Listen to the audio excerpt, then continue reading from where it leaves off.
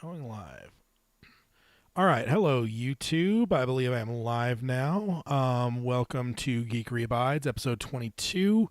Last time we talked about the change in the show, and because I don't know that as well as whatever, I didn't really have it prepped in terms of knowing exactly what this episode would be, but ready to go with it now. So. Yeah, let me. Okay, we're make sure the audio's coming through. Let me go ahead and hit the intro and get started.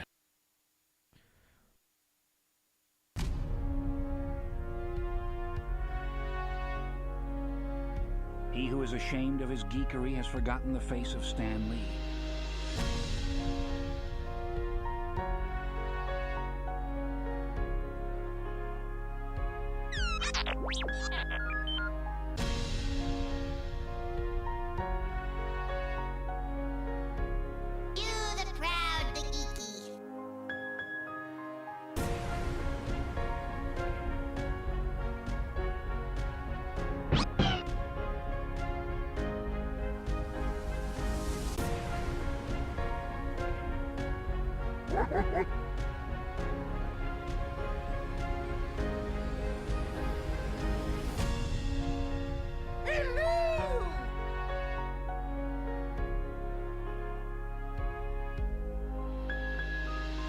This is the podcast, Geekery Abides. All right. Hello, everyone. Welcome to episode 22 of Geekery Abides. I am Tad, as always, running solo for the second time now. Going to be fun, though. Got some fun stuff, a lot of news. Also, I wanted to warn it, the YouTube side at least. I'm trying a new thing here. Pretty much the entire 8 years of doing podcasting, I've always done like the slide stuff on like a Google slide and then just projected it onto the screen. Now I'm actually trying to use a streaming service to do all of that stuff. So it's way different than what I'm used to doing. So hopefully it all goes smooth and there's no even inclination that anything's different. But if things go horribly awry, I am trying something new. But yes, first up, I want to talk about emails.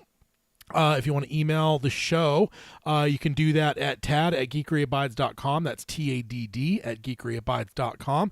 I do want to mention out that Mike did send an email, but I'm going to save it because he's got some show ideas, but he also requested to save them till at least mid-January because life has got him so busy he probably will not be able to be here or potentially not even be able to listen until a little bit later. So I just wanted to at least mention, Mike, that I do have that email and I am going to wait to get to that until then, but definitely appreciate the email. But yeah, if you want to email the show ideas, whatever it might be, feedback, tell me I'm wrong on something, tell me I'm right on something, whatever, all that can be done at TADD at geekeryabides.com. Next up, what have you been watching, playing, reading, or watching, reading, playing? One of these days I'll get that in the right order. But yeah, so for me, and hello, Carol, welcome. Thank you for joining live here. So watching, I've had a lot, so I'm going to go backwards and go playing. First of all, I actually, on Black Friday, I finally dove in and bought the game Star Wars Jedi Survivor. I had it on sale. So I finally took the dive to purchase that. I really enjoyed the first game. It wasn't my all-time favorite Star Wars game, but it's a cool story. Definitely some interesting game mechanics. So decided to dive in and buy that. So I've been playing not much else than that. I guess I have also delved in. I also did buy super cheap the MLB The Show because I am a baseball fan and going into the dark times now where there is no baseball. So, and also Black Friday, it was like a fraction of the price that it would normally be because, again, baseball season's over. There's probably a new game coming out in a couple months. So that's usually the time I buy sports games, is when they're super cheap. I'm not one that needs them soon. Next up, I am reading right now. I finished the Dark Tower series on the Stephen King side. I read a book just a nerdy book on tech stuff. It was about one of the first digital weapons that was ever used. It was actually used against the Iranians' nuclear facilities. It was a virus that was developed to go in and basically blow up and destroy and sabotage their turbines to back up their nuclear stuff. I'm blanking on the title of it, but it was a really interesting book, at least for me that's nerdy for that kind of stuff. And then also the big one I've been reading, though, is The Making of the Return of the Jedi by J.W. Rinsler. I think I mentioned that I was reading the Empire Strikes Back one. His books are super, super detailed. He was led into Lucasfilm to kind of go through everything, and he was able to kind of, just really tell the story of kind of the making of the things. And, it was very tumultuous with The Empire Strikes Back. It went severely over budget. It went way over schedule. And it was just interesting to read. So now I'm reading the Return of the Jedi one. Sadly, J.W. Rinsler is no longer with us. And most sadly of all, his final Star Wars project will never see the light of day because he was brought in and signed to do a one on The Force Awakens, kind of real time. But obviously there was a lot of shit that went down on that movie, so basically Disney killed the book. We will probably never see it, but he at least has the books on the original trilogy Star Wars ones, and they're really cool. And then I've been watching a lot. So ER still, although probably not long after the last episode, I probably watched the last episode of ER that I've watched. Not that I'm done with it. It's just kind of fading out, and it's just not as heavily hit right now as other things. I got the craving to restart watching Seinfeld. I've always said I like to have like a kind of a half-hour comedy to just have to where sometimes I just want to throw something on for 20 minutes or whatever. I really didn't have one. Like ER is an hour-long drama, that kind of stuff. So I decided to pick Seinfeld. It's a show I love, I adore. In fact, even earlier today, as I was doing the final wrap-up on podcast prep, I had an episode of Seinfeld playing in the background. So I love that kind of stuff. Also, for Thanksgiving, I started my second annual tradition of watching The Haunting of Hill House, the Mike Flanagan masterpiece on Thanksgiving. I got through about half of it on Thanksgiving weekend. This weekend it's been tough because prepping for podcasting is labor intensive. But I do think I'll probably dive in sometime, probably even tonight after I finish this episode. I luckily am about to pick right back up into the episode 2 Storms, which is probably the best episode in the series. So I'm really looking forward to that. Mentioned earlier, I am a baseball fan. For some reason, I was jonesing for the movie Moneyball. I know Aaron Sorkin was one of the writers on that. It's the Brad Pitt movie, kind of slightly based on a true story. It's somewhat dramatized, but and it was actually funny because I was just jonesing for this movie, kind of unrelated. But then one thing I didn't realize till I started watching, I think I watched it the day after the Oakland A's moved to Las Vegas, or got the approval to move to Las Vegas. So they are now leaving, the same as the Oakland Raiders did. So Oakland is losing all their sports teams to Las Vegas, and it was the day after the owners approved that moving of the A's that I realized that I was watching Moneyball, and it dawned on me like, oh shit, because the whole premise of Moneyball is basically the dude's in Brad Pitt's character is in charge. He's a former player, and the biggest thing with the A's is their team, their management, their owners just don't care to actually spend a lot of money. So he basically came up with some statistical stuff to kind of change how they view players, and it ended up turning out pretty well for them. So it's a really good movie. Even if you're not the biggest baseball fan, I think it's an interesting movie. Then I also watched The Killer on Netflix. It's the new David Fincher movie with Michael Fassbender. He plays a hitman, and then he's the first 20 minutes it's him on a hit. It's very, very, it shows you just how meticulous he is and stuff, and then everything goes wrong, and then the rest of the movie is him kind of trying to figure out and make right some issues. So really, really fun movie. I've seen some people complain about it, that it was not super whatever, that was maybe boring, but I didn't find it boring. I really enjoyed it. Michael Fassbender's a brilliant actor. I love David Fincher, so watch that. And then I went and saw Napoleon in theaters. It was nowhere near as good as I thought it would be, but that's not to say it wasn't a good movie. I did really enjoy it. I think Joaquin Phoenix, blanking on his name all of a sudden. Joaquin Phoenix was did an absolute brilliant job. Vanessa Kirby, which we talked about on the last episode. She is the rumor to be playing Sue Storm, which, funny enough, the rumor was that they were going to be announcing the Fantastic Four in the next 2 weeks. Well, we are now passing that 2-week mark, and it still hasn't happened, so I don't know what's going on there. But Vanessa Kirby was in Napoleon. She plays Josephine, and she did an incredible job as well. It was a great movie for sure. I think probably the biggest problem with it was when you have Ridley Scott. I think you just expect something to the level of Gladiator, which is entirely unfair because very few movies are actually that level of good. And it just wasn't that good, but it was actually a pretty enjoyable movie. I can't wait to see the director's cut of it that's supposedly coming on Apple TV Plus. So yeah, I'm looking forward to that, but I enjoyed Napoleon. And then just on a whim last night, yesterday I was kind of doing some podcast prep and decided I want to throw something on for noise. So I ended up throwing on Attack of the Clones, episode 2, Star Wars. Really love all the Lucas movies, but really enjoy Attack of the Clones. It's a very unique movie. By the end there, I think the first maybe half of the movie, maybe not even half, maybe the first quarter, I was doing podcast prep, but then I started to get so tied into the movie, and I kept realizing I was just sitting there turning my head and watching it, that I ended up just jumping over and watching the damn movie and doing a little bit less podcast prep than I probably should have. I mean, I got it all done. It just meant I had to do a little bit more today than I would normally choose to, but I love it. Probably gonna hit up Revenge of the Sith and then dive into the original trilogy at some point. I do love them. The only reason I skipped the Phantom Menace is because in the last couple years there's multiple times I've dedicated myself, like, I'm just gonna go through and watch all the Star Wars in chronological order. Generally, I would suggest to a new watcher to watch them in the order they were released, not chronological. But as a fan like myself, I'm like, oh, I'll watch them chronological. And I think I probably watched The Phantom Menace like 3 different times and then never went further into the future movies. I just kind of stalled after that one for some reason, mostly because I probably got distracted by other stuff. So I've watched The Phantom Menace like 3 times solo of anything else. So that's why with this one, I was like, fuck this. I'm starting right at Attack of the Clones because... I don't know. It just feels like, not that I hold it all balanced, I have to watch them all the same amount of times, but there was just an aspect of like, let's just jump into Attack of the Clones. So really enjoyed it though.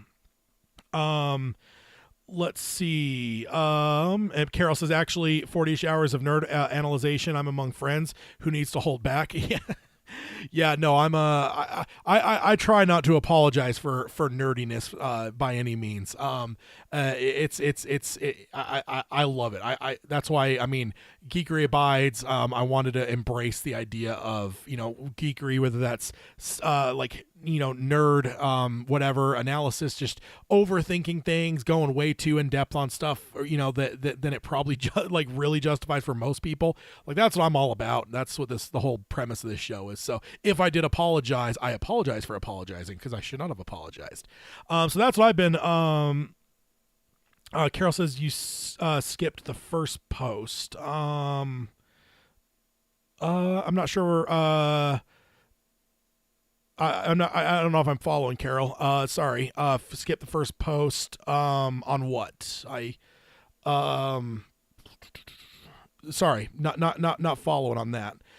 So that's it for me for watching, reading, playing. Been doing a lot though. I feel like I've watched a lot in the last little bit. It feels like sometimes I've done these episodes and I've had like 2 things to list.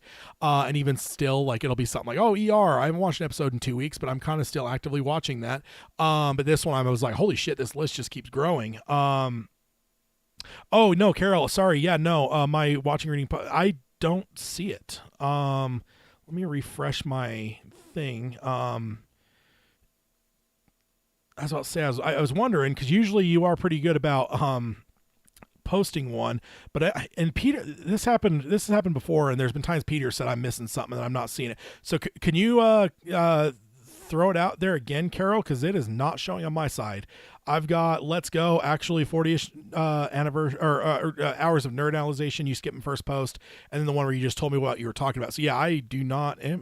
That is really weird because I also have it on live chat and not top chat too. I made sure to check that. So YouTube, if there's ever a time for anyone, I should probably make that, because I now that I'm thinking about it, I've always relied on Peter, because Peter's view, he was always viewing it from a listener side, like, so he's seeing everything you guys are seeing. So there's been at least 3 or 4 times over the course of time that he's seen a comment that I absolutely did not see. So if there's ever a time that it feels like I'm not calling out a comment that you posted, please, thank you, Carol, for calling me out on it, because I am not seeing it. So damn YouTube and their unholy algorithms. But yeah, I will jump over to the news, but Carol, once you repost that, I will definitely share your watching, reading, listening, or watching, reading, playing, not listening. I don't know why I keep wanting to say listening. I guess that could go along with like music. I can go with podcasts. I've thought about adding that, but playing is definitely probably a little bit more common than listening. I'm not the biggest music fan, so I do listen to music on occasion, but I don't catalog like, oh man, this week I listened to, the Beatles or whatever, like, which I did actually listen to the Beatles. It had been a while. And then of course I'm listening to Christmas music. Not that I'm adding listening to the list now, but I love some Christmas music, old school 1950s, 60s, like Elvis type crooners, and then Trans-Siberian Orchestra is one of my favorites. So love some Christmas music of certain types. And then so yeah, it's going over to news. Carol, I'll keep my eye open for your watching, reading, playing. Again, once it does, I'll definitely bounce back and cover that. So news wise, this first one is an interesting one. We actually have a lot of news of various types, but this first one was just kind of a fun little story. Veep saved Oppenheimer's production some cash. So this is an interesting story. Now that the Oppenheimer is coming out on disc, some behind the scenes stories are coming out, whether that's through publicity, promoting the release on disc, or whether it's coming from the disc itself. But basically the production's Oval Office set fell through as they were going to film the Truman scene in the Oval Office in Oppenheimer. And it's a real scene that happened in history where J. Robert Oppenheimer went and met Truman. It didn't go well. So they had this scene, and right as they were getting within a week, I think, of filming, from what I understand, the location they had was for the Oval Office fell through. I don't know how or why that happens. I can't imagine. There's a whole lot of things out there that would make you tell Christopher Nolan, like, hey, no, you can't use our Oval Office set anymore. But it happened to him. So they were going to push it to the end of the production to give them more time to build their own or find an alternative. But the problem that stopped them from doing that is that Gary Oldman, who actually ended up playing Harry Truman, was already scheduled. He was already on the schedule, so they basically couldn't really move it. So they basically ended up having someone, a crew member on the set that knew a crew member from the show Veep that had already, they've already wrapped. I don't think they're even doing their show anymore. But they said that they might still have their Oval Office set. So they hit them up. They did indeed. They said they had it in storage. They would have to try to find it. And Nolan and his crew sent a bunch of people out to help because they needed it as fast as possible. And it was basically a collapsible set that kind of like accordioned up and then got stored into some warehouse. But they found that, pulled it out, unraveled it, rebuilt it all out, and that is the Oval Office you see in Oppenheimer, is the set from Veep, which is hilarious, and I just love those behind the scene things. Next up, we have Scream 7 is going through all kinds of shenanigans. They have lost both of their leads, both of their young leads, I should say, because we do still have what's her name? Drew Barrymore just stuck in my head. Courtney Cox, and then of course Neve Campbell. Maybe they can actually make that right at some point and bring her back into the fold. Not them, but it is the two younger actors that have been basically the main stars of the last two movies. I am going to try to keep this as impartial as possible. But first, Melissa Barrera, which played the main sister, the one that she's the main one. She posted an Instagram thing, and she she said some things about Israel and Gaza, and then was fired for it. I do believe it was kind of unjustified. I am very empathetic to a lot of different sides of things, and I will look at posts myself to make my own judgment on things. That's generally my rule of thumb. When I went and looked at hers, I was expecting just some really, just something stupid that you probably shouldn't have said. And when I read it, I'm like, this can't be the post. Like, this is like, I don't even get how this would be controversial. Like, I mean, yes, it's espousing an opinion on it, which is going to be controversial in and of itself. But there wasn't anything. I mean, I've seen some people not get fired with saying a lot more heinous shit than she, than anything that she said. So I don't want to get into sides too much, but I am absolutely stunned that Searchlight, I think is the name of the production company or the studio behind Scream. But I think they're insane to basically get rid of their lead for making a post that, because that's ultimately, I when I first heard it, I expected there was like some stuff that she may have said that could have been construed, as like a racist or anti-Semitic or something. And that's what I was kind of bracing for. And when that wasn't there and it was just kind of an opinion on the whole thing, it just seems insane to me. And then within 24 hours of that happening, the dust is settling. And then suddenly Jenna Ortega, which played her younger sister and obviously is a massive star right now with the Wednesday show, and everything. She's really hot right now. She suddenly came up with a scheduling. I mean, I'm not going to say. Ultimately, it was announced a scheduling conflict came up. She has to film season 2 of Wednesday, so she will no longer be involved in this movie either. The timing is very interesting to me. Let's see. Okay, now, Carol, I just got your last 2. Not sure what's up. Chat isn't posting. Well, not everything. Not sure what's going. That is really weird. I don't know if there's anything I can really see from my side that I can do. Sorry about that, Carol. What the hell? That is. I mean, we've definitely had it where something's not shown up before, but yeah, that is weird. If it's not letting you do it now, that's really interesting. Sorry. But yeah, either way, Carol, if you do end up getting it in there, we'll definitely cover it, but that's unfortunate. But yeah, so Jenna Ortega, she has a thing, and now there's like a story that just came out where Jenna Ortega apparently was going to want too much money, and there's no way they were going to pay her that, which just feels to me like the studio trying to cover themselves and put blame on her. But it really feels to me like she probably wasn't super happy that her co-star was fired for voicing a relatively uncontroversial opinion. I mean, again, not that's uncontroversial, because I don't think you could pick a side in this whole thing that isn't controversial, but she didn't say like any like heinously like racist or anti-Semitic things. She just voiced an opinion on one side or the other and got fired for it. And I'm thinking that Jenna Ortega probably then figured out, because I've also always heard that I've even heard there was even an actor I saw that tweeted, I don't remember who it was, that basically said scheduling conflicts are often just a cover. A lot of times it's when you don't want something, you call your agent and say, hey, figure out a scheduling conflict to get us out of this type thing. So it seems like they've kind of screwed themselves. I have no idea. I'm wearing my Westboro shirt today. Some Scream references. I have no idea where Scream 7 is at this point. They've already screwed over Nev Campbell. Again, Courtney Cox apparently would still be in the fold, but they just lost 2 of their, I mean, there's 3 or 4 of the young people they were calling like I can't remember what they called their nickname was. They gave themselves a nickname for like the core 4 or something like that. Well, they've just lost 2 of them. So I have to imagine that maybe they'll like not lowball Nev Campbell and try to get her back in the fold. But as a massive Scream fan that's been a fan since day one in 1996, I have to say I was very tempted to not see the last one because they lowballed Nev, but I really bit back my pride on it and just went to see it anyway.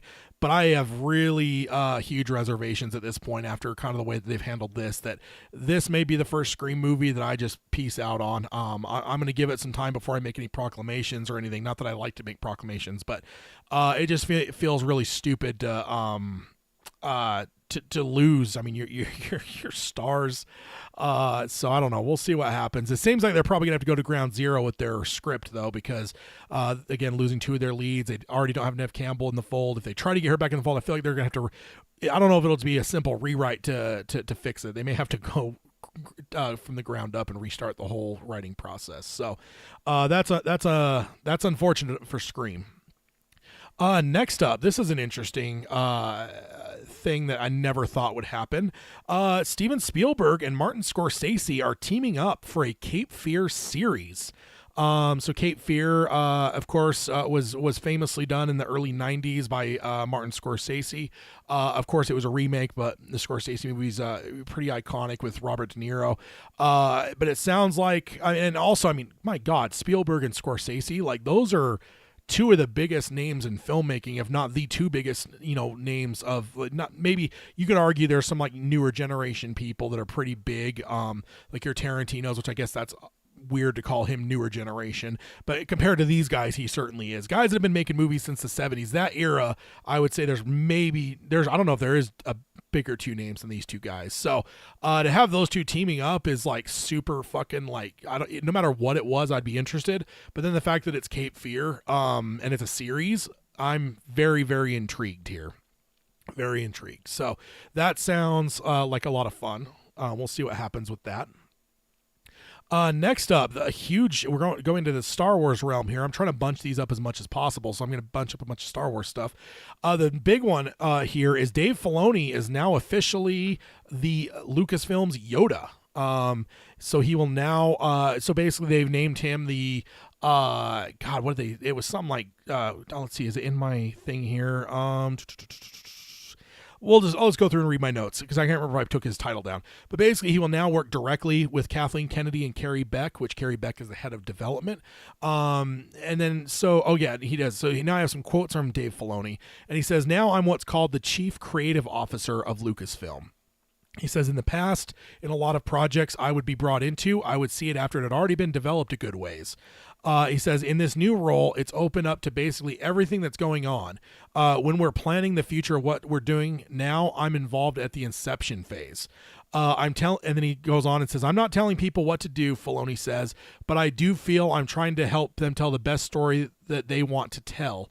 I need to be a help across the galaxy here, like a part of the Jedi Council almost. Literally hours now of storytelling I have done," he said, and then paused and then had to think, and then he realized his syntax and says, "See, I even phrased that like Yoda."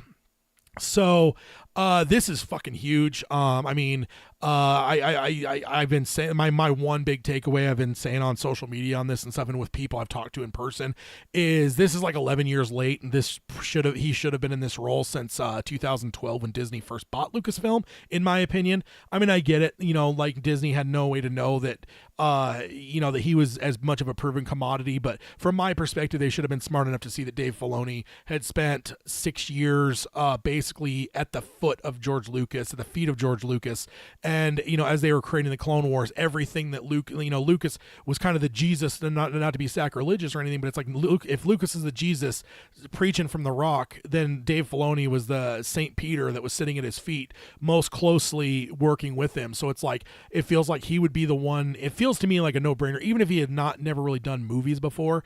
I feel like Disney should have figured this out from day one, and I think that if they would have figured this out from day one, I don't think the sequel trilogy would be as disjointed as it ended up being. I know we haven't really delved super heavily into the sequel trilogy yet, but at some point we certainly will. And I don't even necessarily think that the sequel trilogy is bad. When you look at its parts, it's just a matter of when you look at it as something that should be a cohesive trilogy, it seems to fail at that. And I just kind of wonder if you had a creative head that would have been able to like kind of herd the cats of the directors and writers that were involved in the three films. I think you'd probably would see something a little bit more cohesive that actually feels like a trilogy and not three things that are clumsily thrown together and called a trilogy that happens to have the same characters or anything. So I'm really excited about this. I think that this is a long time coming. I think some of the best stuff we've seen of Star Wars since the Disney era has had Filoni's fingerprints on it, whether it be Rebels, whether it be The Mandalorian, whether it be Book of Boba Fett. I don't remember how much influence he's had in Book of Boba Fett or Obi-Wan, but of course in Ahsoka, we know if you've listened to this show that we went pretty heavy into Ahsoka episode by episode. And it may be one of my favorite things they put out. And it's just, and I love Ahsoka. I love that character a lot. So it was really cool to kind of see him coming to his own is a full on thing. And just to now for Disney to realize after Ahsoka to realize, oh shit, this guy's like really fucking valuable. Let's put him in this role. I think that's great. And I think that Star Wars has a much brighter future having this in place. So very happy for Dave. Can't wait to see what he has in store. Next up, we've got Daisy Ridley. Let's see. Daisy Ridley talks her upcoming Star Wars film. So the one thing I want to point out is most likely this is going to be the next Star Wars film that hits theaters. I don't think that's been announced yet, but from everything it sounds like this is the one that it was the furthest into development, and it has gone the furthest in development. So most likely this is going to be the first film that we see on screen. I know they announced like this one. They announced the one with James Mangold. That's like the birth of the Jedi. And then they had oh God, what was the other one? There was one other one that they announced. Yeah, I can't remember the other one now, but it's a Dave Filoni movie. Duh, every time I forget that, I end up feeling really stupid because it's the fucking Dave Filoni movie. So the Dave Filoni movie, the Dawn of the Jedi, and then there's the Daisy Ridley movie, which is going to be Rey. It's supposed to take place about 8 years after this sequel trilogy. And I don't want to necessarily, again, having just said, I don't think all of the parts of the sequel trilogy are bad. I just think that as a trilogy, it's really clunky. And I kind of wonder if this Daisy Ridley movie taking place 8 years after will be able to correct some of those issues. We'll be able to, like for instance, Finn. Finn, I think, was totally wasted. He was such a great and interesting character, and I just feel like as it progressed, I just remember thinking like, dude, I feel bad for this actor because this character is just getting the fucking shaft. And I just wonder if we end up finding out that he's force sensitive, and maybe he's in Rey's Jedi Academy, whatever that might look like. So there's a lot of cool things involved here. But Daisy was doing an interview, and she spoke, and she says, "I was shitting myself," and she's talking about Star Wars Celebration here. Which is when they announced this movie. She was there, and she says, "I was shitting myself before I went on stage because no one knew I was going to that. No one knew I was going to Celebration, bar like maybe Kathleen Kennedy, and there were a couple of people maybe. So I was so nervous. Oh my God, I was such a wonderful reception. I'm very excited. The story is really cool. I'm waiting to read the script because obviously I don't have any updates. It's not what I expected, but I'm very excited." And then she goes on and says, "I know the storyline for one film. That's not to say that that's all, but that's what I'm being told about right now. And I imagine it will be the next film. She says, next film, I think. I mean, again, I don't know, post-strikes and everything, how quickly everything gets started again. But yes, so far as I know, the story is one film, and I think people will be very excited. So I certainly am. I remember, especially in The Force Awakens, like Daisy Ridley was an absolute fucking joy for me. I adored her. I loved what she brought to the character. I loved Rey. There was so much about her that I really loved. So, I know there's a lot of people that are very anti Daisy Ridley, and I just do not buy into any of that. I think that she's incredible. I think she's a talented actor. I love her character. I feel like her character is the one that truly didn't get shafted. Because I think even Poe Dameron, with Oscar Isaac, he wasn't nearly as shafted as Finn, but I don't feel his character is nearly treated as well and fleshed out as much as he could have been. In fact, I think I even saw one interview where he kind of off the cuff says, "I don't know why they didn't just kill me in the first one," and he tried to play it off like it was a joke, but I always wonder, the truth behind those jokes. But her, she truly has an arc. I don't fully like all the decisions made for her, but I think that more of my unhappiness was from the choices that I was unhappy with, are things that I think took away from her more so than like I was never upset like, oh, she knows too much or she does too much too easily. No, for me it was always more of like stuff that they tacked onto her toward the end that was like, she doesn't need this. Like, this makes her lesser. To my mind, it makes her lesser, and she doesn't deserve that. She deserves to be, the best, for this whole new generation. So, looking forward to that. Looking forward to seeing what Daisy has on in store and the filmmakers for that film which hopefully in the next couple months or so we'll get an ironed out schedule of when everything's truly coming out now that the strikes are fully resolved. Of course, Hollywood probably has taken most of December off. I mean, maybe not because of the strikes that probably got everyone scrambling, but I'm sure there isn't a whole lot going on in December maybe, so I don't know. But hopefully we'll get some hardcore dates and a timeline sooner than later. Next up, we've got Dave Filoni talks Baylan Skoll's future. So there was an interview with Dave Filoni, or an excerpt. I don't remember where this was, but it was a pretty major news place that was, had this quote from him, where they were asking him about Baylan Skoll, because as we know from the end of Ahsoka, Baylan Skoll ended up on kind of literally a cliff edge, literal cliffhanger there. But we all know, of course, sadly, Ray Stevenson passed away. This is the first indications of anyone talking about what all that means. And here's Dave, and he says, "You have to be careful with that. I know it's a very specific group of people that would even know what those statues are," which we talked about on the show when we covered the episodes. But I thought it was an exciting image, and it does give you the shape of what Baylan is after. And then he goes on and says, "Obviously, there's a story there. We're in a wait and see pattern at this point, but I'm glad that the conversation is about Ray and how great he was."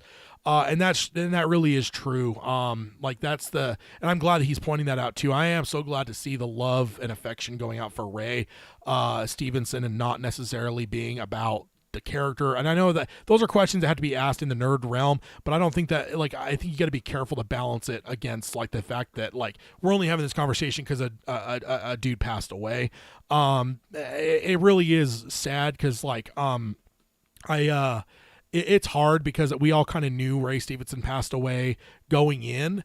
So I can't necessarily say that there was no influence at all, but I don't feel that that I was elevating my opinion of Baylan Skoll because I knew he passed away. I just feel honestly, Baylan Skoll may be one of the most interesting characters in Star Wars, period. I loved him. The idea, the fact he had an orange blade and not a red one put him into a whole perspective where it's okay, he's not entirely evil, he's not a full-on whatever. Some of the things he said as the story progressed was some of the most interesting shit. And of course, Ray brought a lot to the table, but I don't think that I think that there's plenty of good writing, and then Ray just took it to 11. And it is just so much love to him for bringing such a great character to such great life. And if they do end up recasting, I would love to see more of what's going on with this character, but I do think there's always going to be an element of Ray Stevenson's legacy with Baylan Skoll, no matter what way it goes. And that's almost why I don't want to see it just stop. That's why I would prefer to see it recast, because I think this character Ray built did so much on his acting side, and the writers did so much on their side to bring this truly special character to screen. And I would hate to see it just kind of peter out to nothing because he passed away. I've never understood the full thing there. I've even brought that up with Peter, and probably not on this show because it was a little bit before this show, but when Chadwick Boseman passed away, he knew he was ill, he knew he was terminally ill. I've always kind of wondered, because I know that high-end Kevin Feige people probably knew, because he had to kind of work his schedule around treatments and stuff, and it just seemed weird to me that and I'm not going to ever judge anyone or him especially, but it's just I was just kind of wondering if he knew he was terminal, did he never have a conversation to say hey, this is a really big and important character to people, don't worry about recasting it. Of course, what they did with Black Panther 2 was really great and touching, and it broke a lot of hearts in a real way, because the characters and the actors and all the people involved, it felt like we kind of went through their grieving and making that film, and then we as viewers were able to kind of grieve as well. So I don't think it's necessarily a bad thing, but I do wonder long term where it's man, Black Panther is such a big character to people. Batman has been how many people? It's a large conversation, but I don't know. It's always a bummer to think that a character on film would just be gone because an actor passes away. I don't know. To me, and again, I know that's a complex and hard thing to fully parse out, because some people might see a recasting as disrespect, but for me, I only see it in the most respectful way, to where it's if there was a much lesser actor that had not brought as much life or as much interesting interest to the character of Balin Skull. If it would have just been a guy that, mostly came in and, punched a clock and, just kind of whatever, and he was just a blah character. Like, I don't think any of us would even care. We just, all right, whatever. Like, where he's going is interesting, but we don't really care because he's just a whatever. But Ray was so charismatic and electric and drew us in that I really think that my view of recasting is truly a testament to Ray and his amazing performance in the role. All right, next one. This one is interesting as well. I know I keep saying that, but this one is had me kind of doing the Mr. Burns fingers a little bit, because this is the news here is Hayden Christensen has signed with Identity Agency Group. So this is significant because, of course, Hayden Christensen has returned as Anakin Skywalker in Ahsoka, as well as Obi-Wan Kenobi, the Obi-Wan Kenobi show. But largely after Star Wars, he did one movie, I remember, Jumper, and maybe he did another movie, but ultimately he had a small stint in the early in the aughts, in the mid-aughts, after Star Wars. But after that, he pretty much gave up acting, and he went on to do other things in life. And because of that, as he's come into Obi-Wan and Ahsoka, he's basically come in as like almost a favor to Disney and Lucasfilm and Dave Filoni and all these people. And as such, he hasn't necessarily had an agency, which would kind of tell you maybe he was just whatever. But the fact he's signing in with an agency here kind of makes me wonder, is this a signal that he's fully jumping back into acting, not just for Star Wars, but maybe other things? Because which is exciting to me, because I've been saying it for years, is like, I think Hayden Christensen I always thought he was treated poorly by really stupid fans that I don't agree with back in the early 2000s. And I just thought it was always unfair. I always loved what he did with the role. And I just thought that, with a couple other things he did, I think he showed some talent, and it just seemed like a fucking shame to me that he had walked away from acting. So for him signing here, I just wonder if it's a signal of the larger things to come, maybe both in and out of Star Wars, which would be great, because I think he's a really talented dude, a really humble dude, and I'd love to see him in more stuff. So yeah. Excuse me. Let's go ahead and jump to the next one here. And this is another out of left field one I never thought I'd see, but they have announced a new Karate Kid movie that is going to feature both Ralph Macchio and Jackie Chan. For those unfamiliar, Jackie Chan played, they did that stupid remake of Karate Kid in the 2000s sometime, where they tried to, Will Smith was trying to give inheritance to his kid of being a movie star, so they were like trying to force him for like 2 years before they realized that I don't think he really liked acting, let alone I don't think he was all that good at it. But one of the vehicles for for his kid, Will Smith's kid, was a Karate Kid remake, and Jackie Chan played I don't think he played Mr. Miyagi. I don't even know. I never watched it because it was just, I love the originals. I grew up on them, and there was just something about that one that just felt super exploitative of it in general. Whereas like down the road, years later, Cobra Kai comes out, and it's just like, it feels like such a love letter to it. Whereas like, I just remakes sometimes just feel, not that they all are, not that they all always will be, but there's just times that at times it's just like, okay, so you want to make this movie, you want to make, Will Smith's kid a star, so what are we gonna do? I don't know, let's make something original. Let's just remake the Karate Kid. It just felt very, I don't know, maybe I'm being like kind of cynical, but I was just never, but I never heard any really good things about it. All the reviews I've seen, the scenes I've watched, it just felt very blah. Very unspecial. So I don't know if he played Mr. Miyagi, but he played that role, at least the role of like the wise martial arts trainer that trains the young kid in the ways of karate. So how Ralph Macchio, the original Daniel's son, and Jackie Chan worked together on a Karate Kid movie, I have no idea.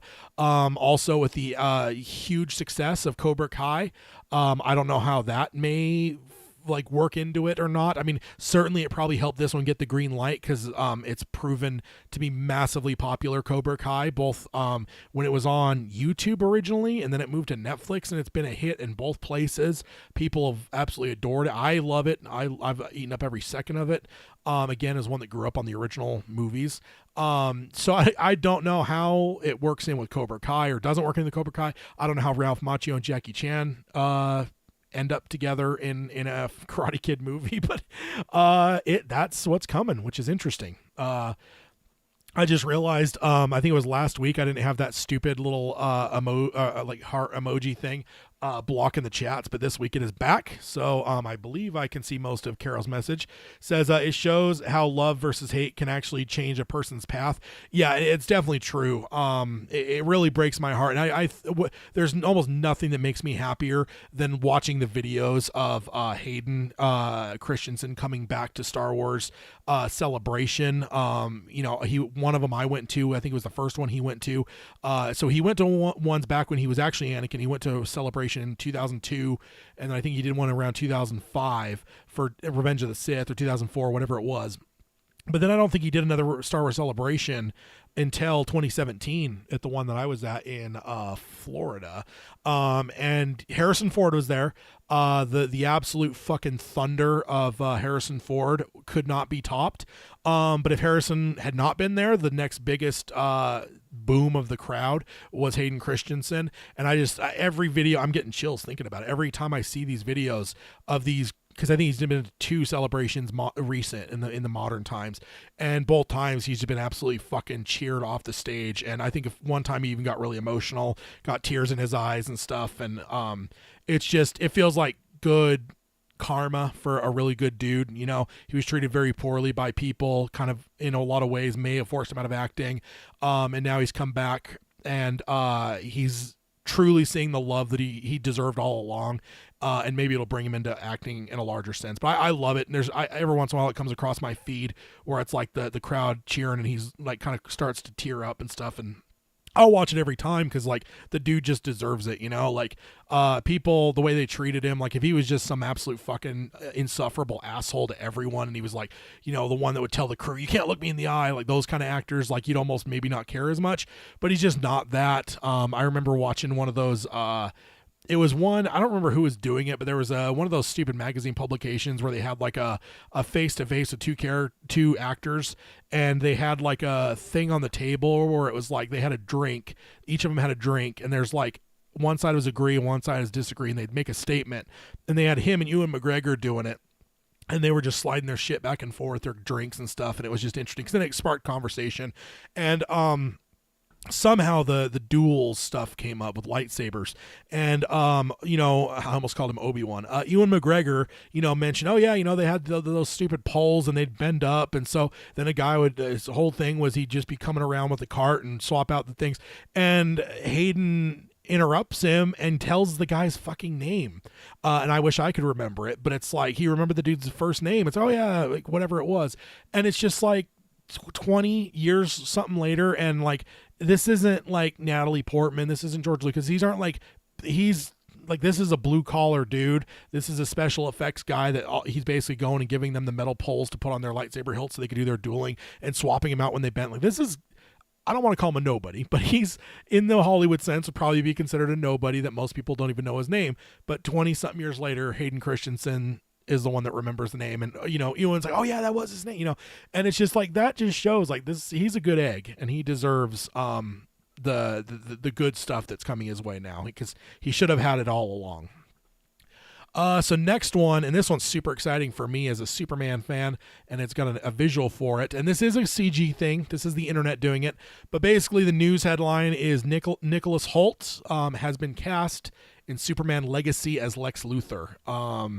This is awesome, and again, this is just one of those, the internet is undefeated, announce something, and the internet someone will Photoshop something to give you a sense of it. I believe I shared one last week with Pedro Pascal, or last episode is Pedro Pascal as Reed Richards. So this is the same thing. This isn't real, but this is an idea of maybe what Nicholas Hoult might look like as Lex Luthor.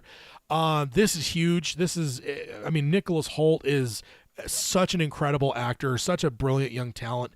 Like he's legitimately a guy that is potentially like a heavy hitter for like the next James Bond. Like he is a very, very talented, very interesting, multifaceted actor. So to bring him in as Lex Luthor is just it's chef's kiss. It is an absolute chef's kiss for me. We've got we talked last time about the is it the engineer potentially being the main villain.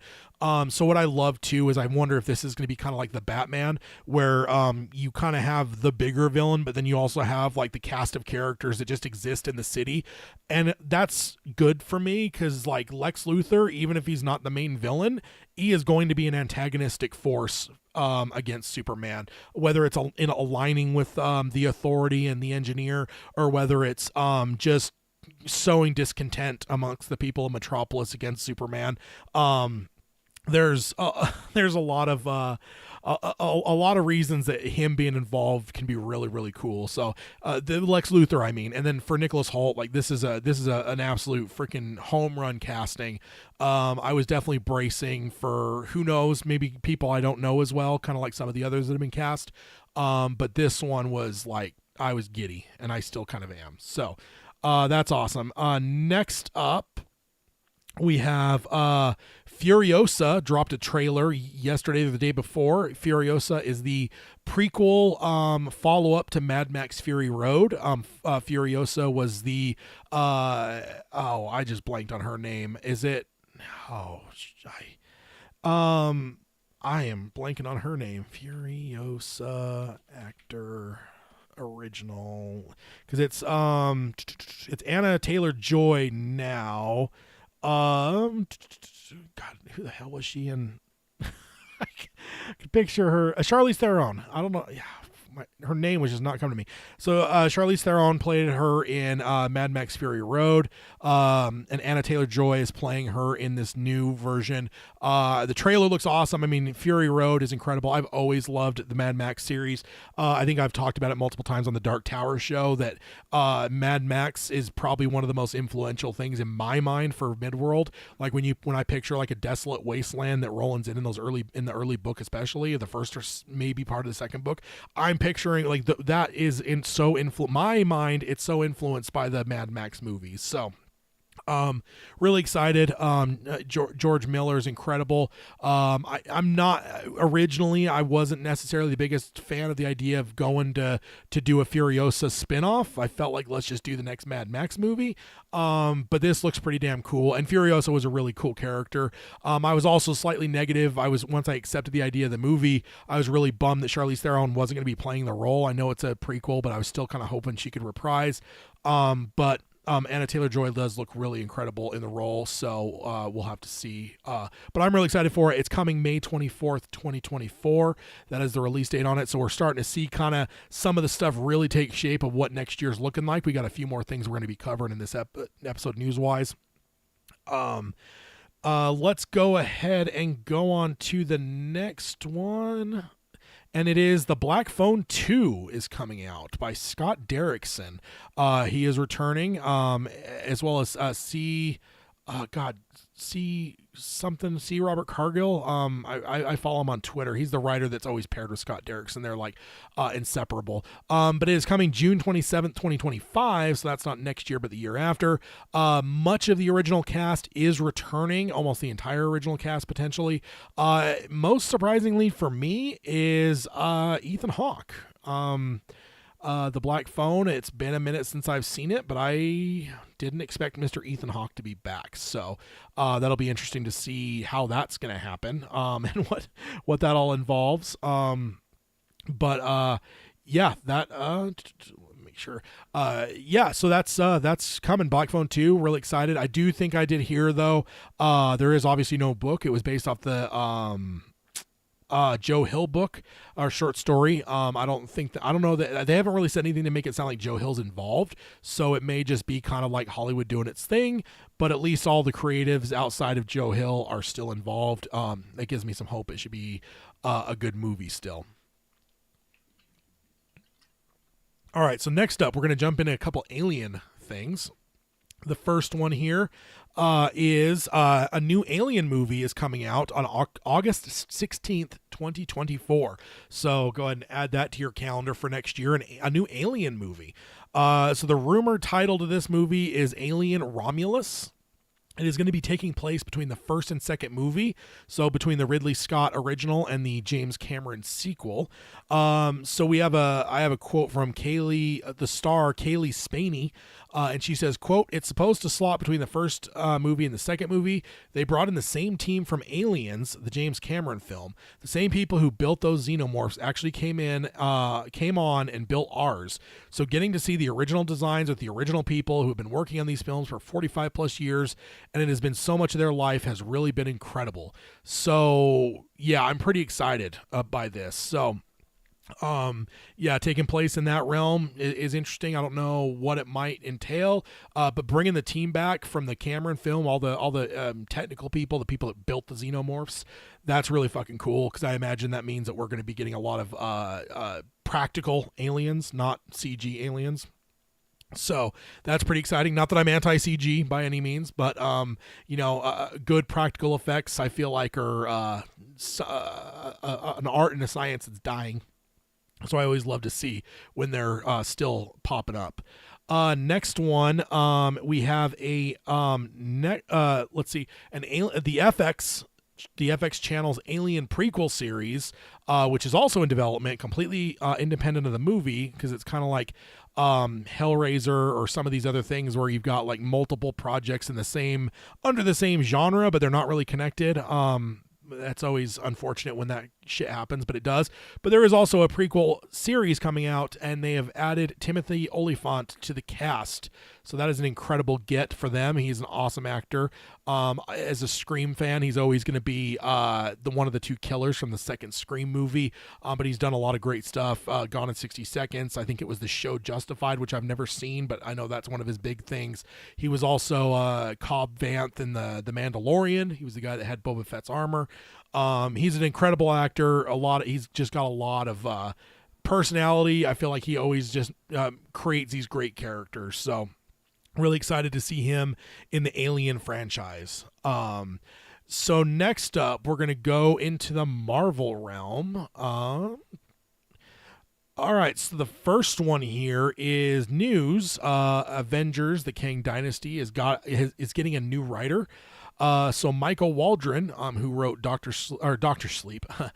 Strange 2, as well as he has been one of the primary writers on Loki, both the first and second season. So that's his credibility from the Marvel side. He was already actually in place to write Secret Wars, which is the next Avengers film after Kang Dynasty. So they had another writer involved. And then when the guy that did Shang-Chi, I'm blanking on his name, when he dropped out, the writer that was kind of like attached to him dropped as well. So then Michael Waldron, which did Doctor Strange 2, Loki, and then is going to do Secret Wars after the Kang Dynasty. He was hired on to do the Kang Dynasty. So there might be some good consistency with this actor, and obviously with Doctor Strange 2 and Loki, that also puts him into a lot of the multiverse stuff. So it could be kind of cool to have a singular writer through some of the bigger stages of the next phase of the MCU, or the current phase. I'm saying that I was saying phase in the theoretical sense, but with Marvel we actually talk about phases. So the current phase we're in, 5 and 6. We might have some consistency with Michael Waldron. Next up is an interesting one where I don't want to say never thought. I hoped.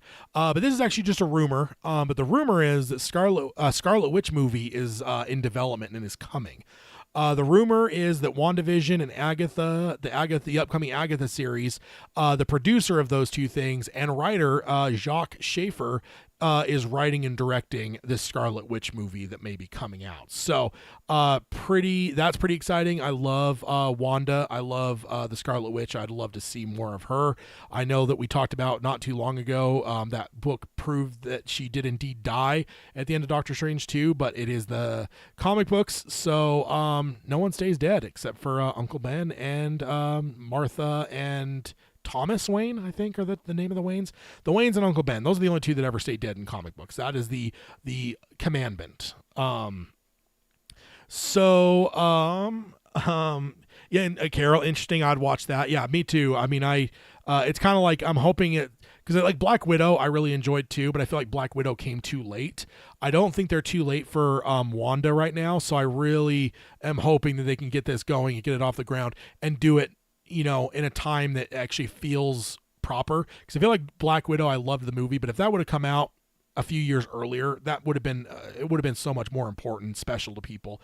But they I don't know, they made some choices there.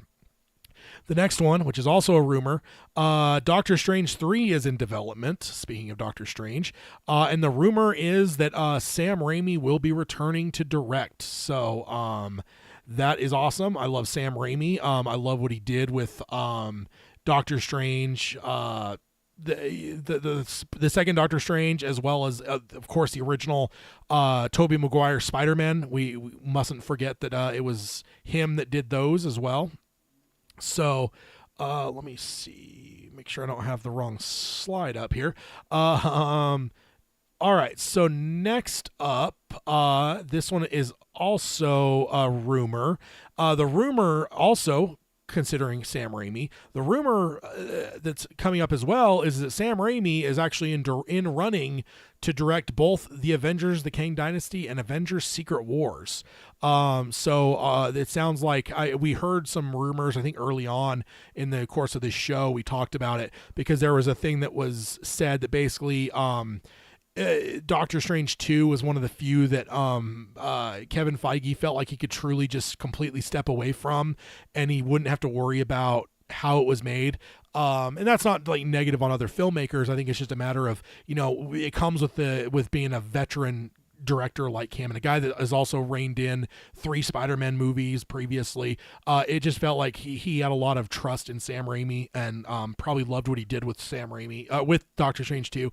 So it sounds like he may be in the running. The rumor wise is he is in the running for the next 2 Avengers movies, the 2 major ones, which again, with Michael Waldron writing both of them, if you got the same director, you might really see some cohesion, not just in the story, but in how it's directed. So I'm liking that. I'm hoping that might pan out. Next up, AMC Theaters is bringing Die Hard back to the big screen on December 8th. So check your listings for theaters near you, because it is not every AMC theater. It said select theaters. So check out, if you got AMC theaters around you, check out the website and see if they are bringing Die Hard to you, which is 6 days from now, which is Friday, so a week from yesterday. So if you're so inclined, I know that's a wonderful movie. I would be interested to see it in the big screen. I'll have to check the AMC near me, although I tend to not hold my breath because I feel like every time I'm hopeful to see something, it doesn't actually come out around me. Next one is Robert Eggers, amazing director, is actually doing a Nosferatu remake. And it is coming down the pike here, and it has Nicholas Hoult, we talked about earlier, as a brilliant dude, leading the film, as well as it will also include Willem Dafoe. And it is actually scheduled for Christmas Day 2024. So this is huge. This is incredible. Robert Eggers obviously has a huge reputation because of his previous works. He did The Lighthouse, The Northman, The Witch. He's done some really cool stuff horror-wise. And then I have a quote from Robert as well, Robert Eggers. He says, "It is a scary film. It's a horror movie. It's a gothic horror movie." And he says, and I do think that there hasn't been an old gothic movie that's actually been scary in a while. And I think that the majority of audiences will find this one to be the case. So that's some interesting stuff to say, especially considering that is literally coming out Christmas Day 2024. Not just like Christmas, it's going to come out within a couple days. No, it literally says December 25th, 2024. So I actually don't know what day Christmas is. I thought we were to the spot where Christmas is on the week, in the middle of the week. I guess it doesn't matter. It's a holiday, but yeah, that would be a Wednesday. So I guess that's only a day earlier from usually the early screenings are Thursday night. I guess they just make it Wednesday. It's Christmas, whatever. So I'm really interested in that. And again, Nicholas Hoult, great actor. Can't wait to see what he would do. And Willem Dafoe, awesome. And it sounds like it's going to be scary. And as one that loves spooky season 365, I love the idea that Christmas will get a scary gothic horror movie. Next up, another one where I never expected this to be a real thing. This is Spinal Tap is getting a sequel. And that is exciting. Rob Reiner is involved. I have a quote from him. He says, "We're making a sequel. We're going to start shooting at the end of February, and everyone is back." So that is everyone. Everyone that was in the original should be in this one. Also, the thing that really surprised me is he's also teasing some cameo people to have cameos in the movie. He has teased Paul McCartney, potentially one of the greatest musicians alive, Elton John, Garth Brooks, all of those he has teased for the film, as well as, quote, other surprises. So I'm really excited. This is Spinal Tap is an incredible movie. I can't wait. I mean, I never thought we'd see another one, so this was out of left field for me. And the fact that they're being able to get everyone back together, as well as potentially bringing in some pretty legendary musicians that are real musicians, it sounds like it could be a lot of fun. Should be interesting to see what Spinal Tap looks like, this much older than they would have been in the original. And then there's a quote here. He says, the plan is to do a sequel that comes out on the 40th anniversary of the original film. And I can tell you, hardly a day goes by without someone saying, why don't you do another one? For so many years, we said, nah, it wasn't. And it wasn't until we came up with the right idea of how to do this. You don't want to just do it to do it. You want to honor the first one and push it a little further with the story. So that is another quote from Rob Reiner. Very excited to have Rob still involved, as well as all the actors involved.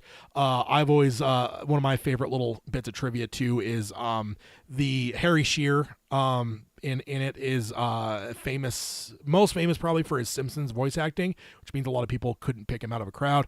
As a hardcore Simpsons fan, he is actually probably my favorite voice actor. I tend to try to discount the Family because it's too hard to judge them against the rest of the town. So I look at some of the other actors and what the characters they do outside of the Family. And Harry Shearers are some of my absolute favorite characters. Mr. Burns. God, I'm trying to remember. It's been so long since I've been heavily into the Simpsons, Simpsons characters. Yeah, let's see. Mr. Burns, Ned Flanders, Waylon Smithers, Principal Skinner, Dr. Hibbert, Kent Brockman, Lenny, Reverend Lovejoy, just so many, some of my all-time favorite characters done by Harry Shearer. So he's one of the Spinal Tap dudes. Can't wait to see more of him. And then that was going to be it, but I actually had one more that hit my radar last night, and I may go a little bit longer on this episode, so don't be concerned that the news is taking up so much time, but the next one that I wanted to cover because I thought it was worth covering is Nolan. There's been such a heavy pushback on superhero films and franchise films, and Christopher Nolan, finally someone coming through to actually talk some fucking sense. I'm getting so tired of these people being pretentious pricks about, franchise films or Hollywood film or comic book films, whatever. Even though I love a lot of the dudes that are saying it, I can roll my eyes and disagree with them shutting their fucking pretentious mouths about comic book movies aren't real cinema and all that horse shit. But Nolan basically says that Hollywood needs franchise films in order to pay for the other kinds of films. So that's what I've kind of been saying is, and I keep proverbially stomping my feet whenever I hear oh, Tom Cruise has saved Hollywood after COVID, and it's like, well, wait a minute, there's been 2 Marvel movies before Top Gun that made $1 billion or so dollars. How the fuck is Tom Cruise the one saving? I just felt like. And it felt like there was 5 movies in a row, from different filmmakers that were they saved Hollywood post-COVID. And it just felt like all of them just kept wanting to ignore, the Marvel movies that were already doing it. So I just love that this kind of aligns with what Chris is saying here. He says there will always be a balance in Hollywood between established titles that can assure a return in audience and give people more of what they want. That's always been a big part of the economics of Hollywood, and it pays for a lot of the other types of films to be made and distributed. But there's always been, and then he goes on and says, but there also has to be some respect for the audience's desire for something new, which I totally agree with as well. My love for franchise and comic book movies does not signify that that's all I want to see. Not by a long shot. Then he says that's one of the big thrills of going to the movies is, frankly, seeing a trailer for a movie you've never heard of or a type of movie you haven't seen. A healthy ecosystem in Hollywood is about balance between the two things, and it always has been. So, I just love this because he is. He's off of probably outside of The Dark Knight, his biggest box office success with Oppenheimer. So I just think he's got the cachet right now. So I just love that he's actually speaking up to kind of push back on some of these people that are just relishing in comic book movies or franchise movies, they're the devil and whatever. So I'm glad to see it.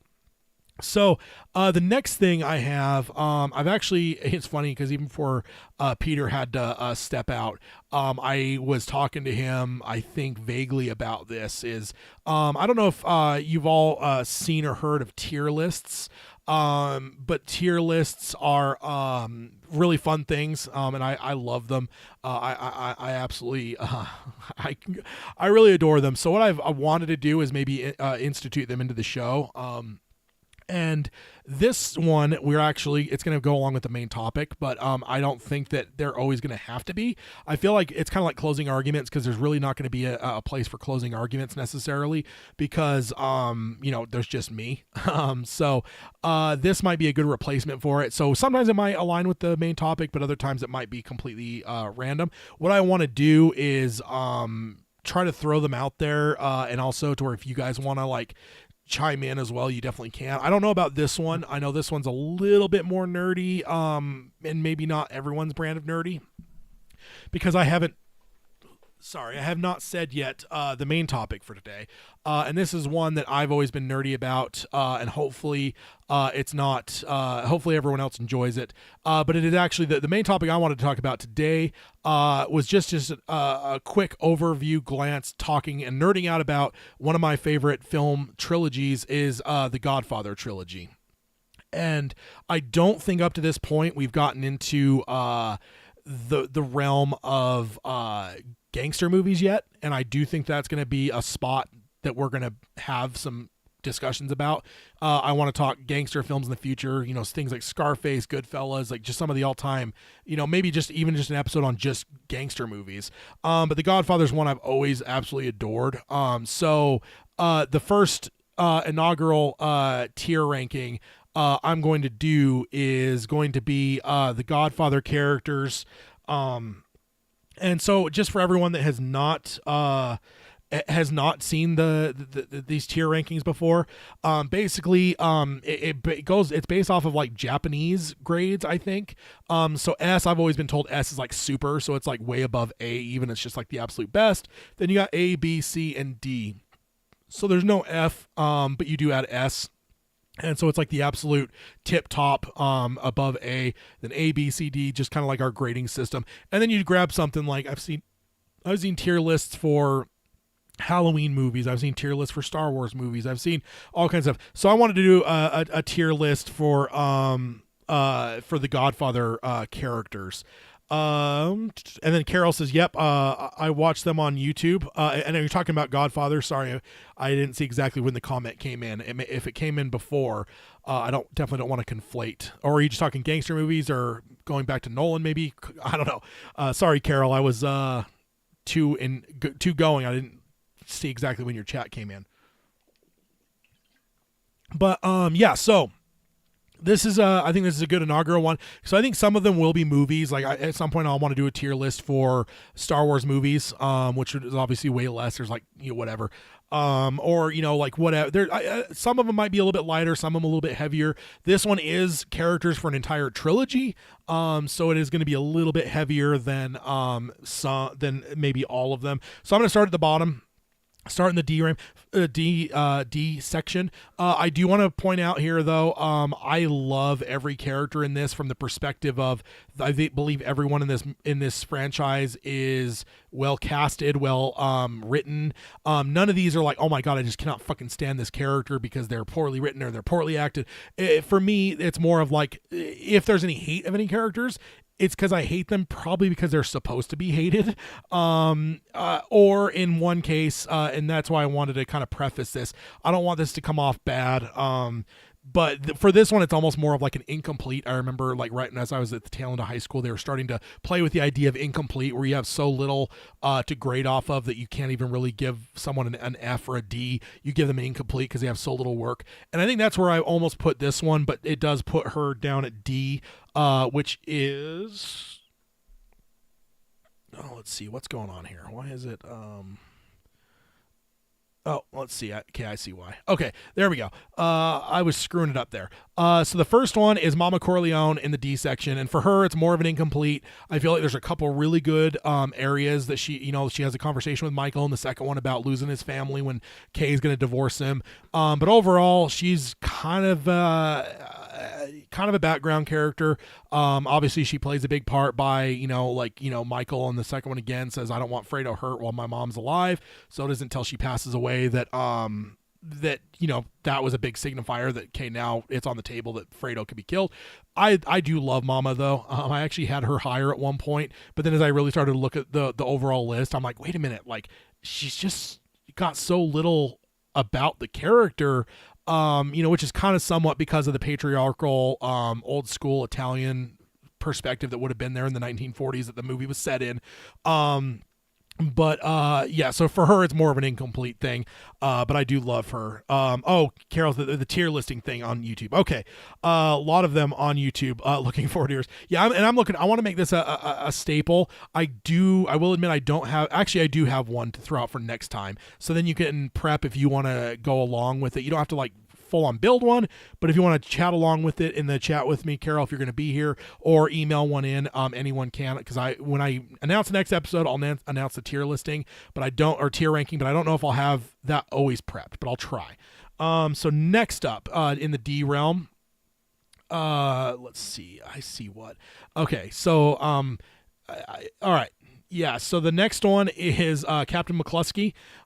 He is definitely the kind of the one you just love to hate.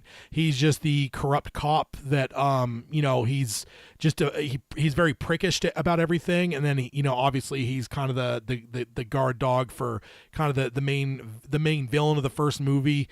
And yeah, he's just one that rubs me the wrong way. He's very loud, very brash. Yeah, not not my favorite character. Next up is Anthony, which is Michael's son. We see Anthony. Anthony's actually an interesting one because he's one of the only characters that's not like the main characters that's in all three movies technically. He is the baby that is getting, or no, I'm sorry, that's Connie's baby. He's I think you see him as a kid in the first one. I remember when they're asking about the baptism for Connie's kid, you've got a little tiny rugrat that's in the car with Kay, and that's Anthony. And then he's obviously a little boy that they're having the baptism party for in the second movie, and then he's the adult in the third movie. I really love the fact of the adult because he's kind of stands against his dad. He's like, I'm never going to join your criminal enterprises. I'm going to do my own thing. I'm going to be an artist. So I do really love the character, but he's just, I don't know, for the most part he's just a kid. Very little more than set dressing for the first movie. I guess he is the character that's there when Vito Corleone dies in the orange patch. But yeah, he's mostly just, yeah, he exists for sure. And then the last one for D section here is Carlo. And one does not need to see the first Godfather movie to know why this wife beating piece of shit betraying the family. He is just the most vile of the villains, it seems like, in the first one. Just not a fan. He's just a prick that you just absolutely just relish the fact when he finally dies, because it's like a fist pump in joy when he dies. Kind of the Mrs. Carmody type thing if you're a Stephen King fan. The next one is Chi-Chi. He's one of Michael's kind of main dudes. He's in this whole shootout with the Rosado brothers in the second one, but he's one of the hitmen in the baptism at the end of the first movie. He's really he doesn't have much of a part, but he's just, I don't know. There's some of these like more minor characters that there's just something that's like that draws you to him. And he has the Senate hearing in the second one too, and he's kind of funny the way he plays that whole scene out. And then the next one, if my thing will, there we go. The next one, make sure I can see it right, is I just blanked on his name. I'm really good at blanking on his name. It is let me look at my list here. It's Rocco. I always want to say his name starts with a C, but it's because Rocco has the C in it. Rocco is another one of Michael's guards. I believe he's part of the hit squad in the first one, but in the second one, he's the one that's kind of in charge when they're trying to look for whoever attacked them at their house. And then, he's in the scene that he's on the camera here is when he takes out kind of the main villain in the second movie as well. Next one is Tessio. He is, not a bad character, but he's kind of, I don't know. He was never my favorite of the two Kappa regimes, but he's definitely a cool character. I do love Abe Vigoda that plays him though. He had the whole thing where Life magazine back in like the late 80s listed him as dead, and then like there's a bunch of people that had a lot of fun with it. I think Conan had a thing where like at least once a year they'd have a thing where it's like Abe Vigoda is still not dead. So good actor, great character for sure. You see more of him as a younger guy in the second one. But yeah, this is where I have him. Next one is Mo Green, loud, brash dude, from Vegas, that builds Vegas, kind of the dude that is kind of there's a real gangster that was that they inspired, that took the inspiration from Mo Green. And then next one is Johnny Fontaine. Speaking of inspiration, this is obviously a huge riff on Frank Sinatra that was quote unquote allegedly tied to the mob back in the day. And in fact, there was actually a lot of to doing about this movie where the mob actually helped shut this movie down for a while, because obviously the unions are tied to the mob, and they were able to kind of go after this movie. And one of the biggest complaints they had was Sinatra was complaining that the character of Johnny Fontaine was just nothing but him, and you're basically insinuating that I've got ties to the mafia. And again, that's all allegedly, because I don't know if there's actually ever been proof that he has, but it certainly does seem like he has. And Johnny Fontaine's a cool character. And then next up, we got Solonzo, which is the main villain from the first one. He's the one that kind of starts all of the shenanigans. He's definitely an interesting character, but he is kind of one you love to hate too, because he's just I don't know. He's evil. He's doing terrible things to upset the apple cart. Which I know that it would be funny if Peter were here, he'd probably give me some shit about that something like I love evil people or something. But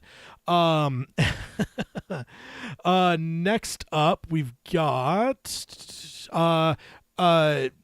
Mary, I'm sorry, blanking. Mary, which is Michael's daughter. She's probably one of the main characters of the third movie. Of course, Michael's the main character, but she has a big part of it. A lot of people have given shit over the years because Sofia Coppola played the role. That was never like a nepotism thing, though, by Francis Ford Coppola. It was more of a thing that he had. I always blank on her name. Winona Ryder was originally scheduled for the role, and then she dropped out at the last minute, and they just didn't have time to find someone else, so he used his daughter.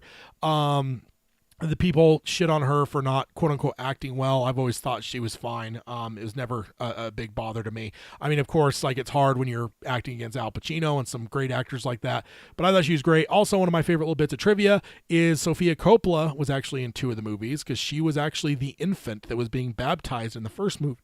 It was Connie's son. So technically the scene played out where she was being baptized as a boy, but it was actually legitimately the real human baby. There was Sofia Coppola that was a newborn baby. So she was not only Michael's daughter in the third movie, but she was Connie's daughter, or Connie's son, in the first movie as a wee little baby.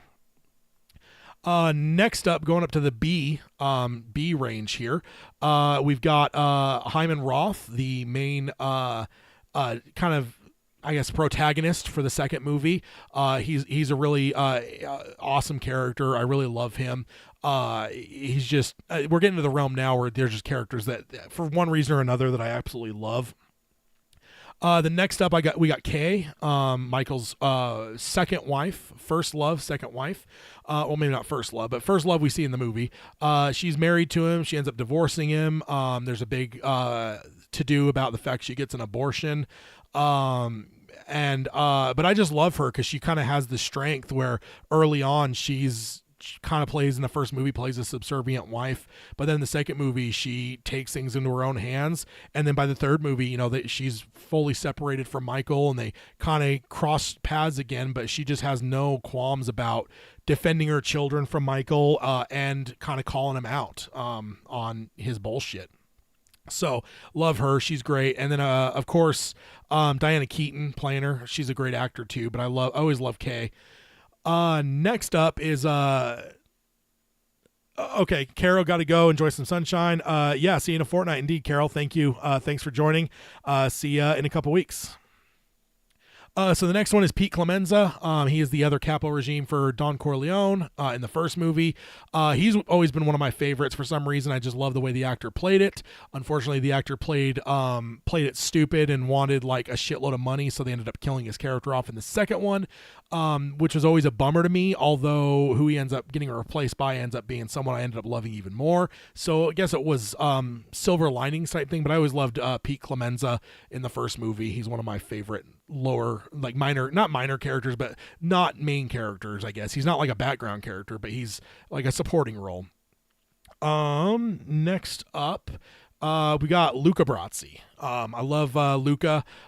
He's obviously at the beginning. It was one of my favorite making of things. The actor was having a hard time with his lines, so they decided to add it into the movie where this guy is just kind of nervous and he's practicing for what he needed to say. So they basically played up the fact that the actor couldn't read his lines well and made it part of the character. But I always loved him because they kind of give you this impression that he's just this really stout, formidable hitman. The book, which I have read the book, puts a little bit more into him that's a little bit sinister, makes him out to be even more pretty vile too, but he's a very interesting character even if he does get iced early in the first movie. Next up, the last one for B grade is Fredo Corleone. Definitely, I do love Fredo for what he is, but for that world he's definitely the wrong kid, wrong type to be born into this family. He's definitely more of the tender, loving type, definitely not the ruthless, capable person that you would need to be the kid of one of the five families Dons. And then moving up to A, the first one for A is Connie, the daughter, sister of Michael and everyone, and daughter of Vito, played by Tally Shear, which would obviously go on be more famous for playing Adrian in the Rocky movies. But she's also Francis Ford Coppola's sister, but she does an incredible job. Connie just always is kind of a firecracker. She's arguing with people in the first movie. She's calling Michael out for his shit. In the second movie, she's kind of off the reservation, so to speak. And then in the third movie is when she probably put her over the top, probably moved her from a B to an A, is her role in the third movie, because she's kind of this Black Widow. She's this older lady that just like whatever, but she's kind of like way more invested and involved even than like Michael wants to be. And she's got like a ruthlessness to her. And one of my favorite lines, like minor lines in the movie, is when like after something happens that Connie caused to happen, she tells Michael, well, now they're gonna fear you, and he's like, maybe they should fear you. And I just love that because it's true. Like she's really the one that's more one you should fear at that stage in the third movie. The next one, this is actually one of my all-time favorite characters. I have no idea why. I know he's a smaller character, but it is Al Neary. He is one of the main guys for Michael. There's all these other ones we talked about, Rocco and Chi-Chi and some of these other guys. But, you know, Al never betrays Michael. Al never goes to testify against him. He doesn't get killed. He is with Michael all the way to the end. He's with him in the third movie. But I always loved him because his character in the book, they spelled into it more. Because in the end of he's one of the hitmen in the baptism scene. He's the one that's dressed up like a cop, and then he shoots Barzini on the stairs. In the book, they actually go into the fact that he actually was a police officer and decided to. I don't remember his reasoning, but he ends up leaving the police force. So then when that hit comes up later down the road, he pulls his uniform out of storage and uses it to be disguised as a cop. I don't know why. There's just maybe it's something the way the actor does. I've just always loved Al Neary. I remember as I was watching him for the first time, I just was drawn to him for some reason, and then especially come the second movie. So then when the third movie is there and he was there, I was really, really excited that he was still around. So I love Al quite a bit. Next up, we've got I just blanked on his name. Vincent Mancini, or Vincent Corleone as he becomes. He is the bastard child of Sonny. He is we actually see a Sonny screwing a lady that's not his wife in the first movie, and then we see that actor reprising her role in the third movie, and we find out that, you know, that is whether, not that she was conceived at Connie's wedding, but at some point, you know, his side chick ends up getting pregnant, and that's Vincent, played by Andy Garcia. He is just an incredible character at some point. Like, just really, when you look at him, like, I think there's pros and cons to all the Corleones, especially the men, the sons of Don Corleone. You know, like I said, like Fredo, you could look at him as weak and whatever, but, you know, he is very compassionate. He's very loving. You could see the way he, treats, whether it be loved ones or even like the kid at the end of the first one, or the end of the second one, when he's trying to take Anthony fishing and stuff. He just got a warmth to him. Sonny, he's kind of like in the third one, they say he's like, oh, he's the king of the city. Everyone just loved him. He had this, boisterous nature to him. He wasn't necessarily a good leader, but everyone kind of loved him. And I think he kind of takes that from him.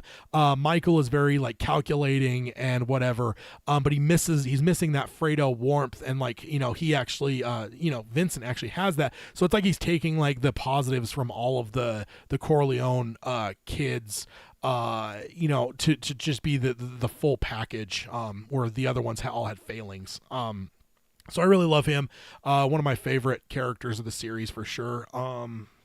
Next up, we've got Tom Hagen, played by why am I blanking on his name?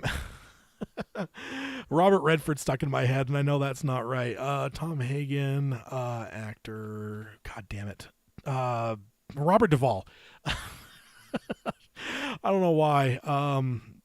The wrong name was stuck in my head. Robert Duvall, he's in the first one. Love the character. He's just this kind of street kid that ends up befriending Sonny, and then he kind of gets brought into the family because, Don Corleone's this like generous person.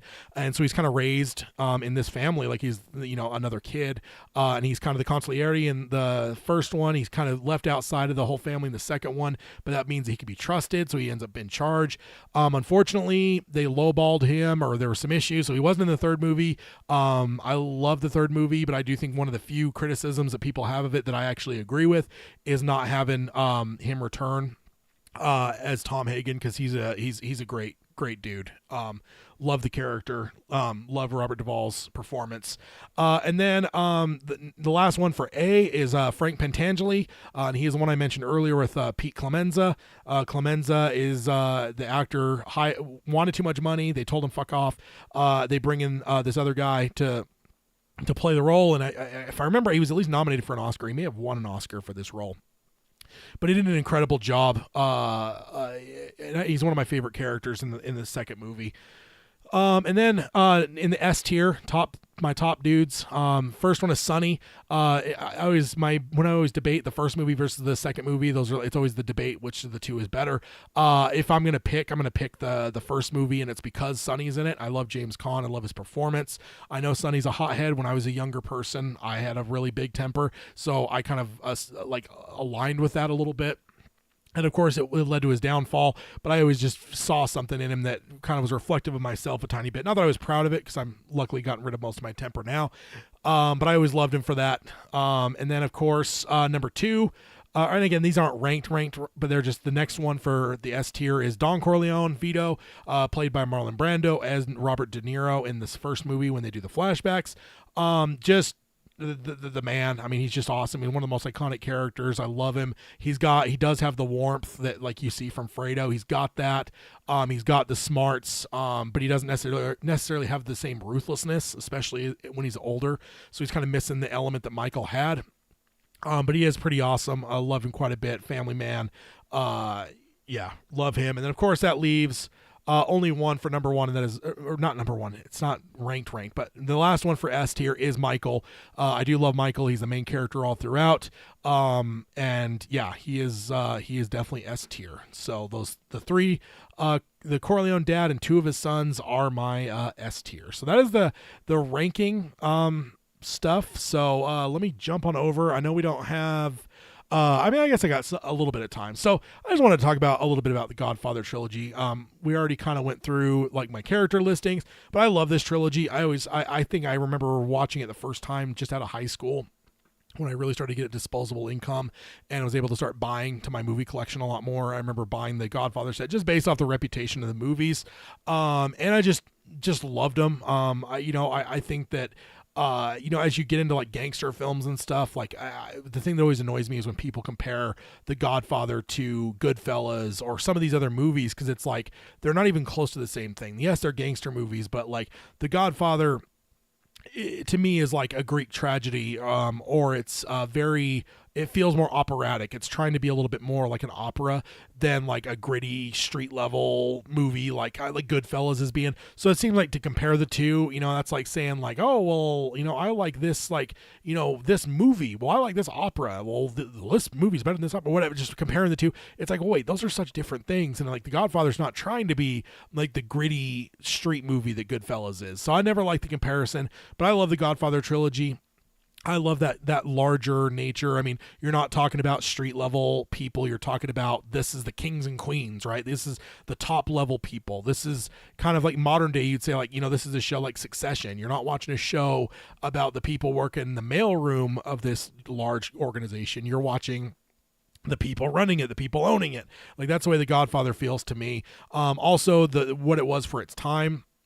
Up to that point, I don't think they'd ever really done a movie that portrayed criminals in a sympathetic light.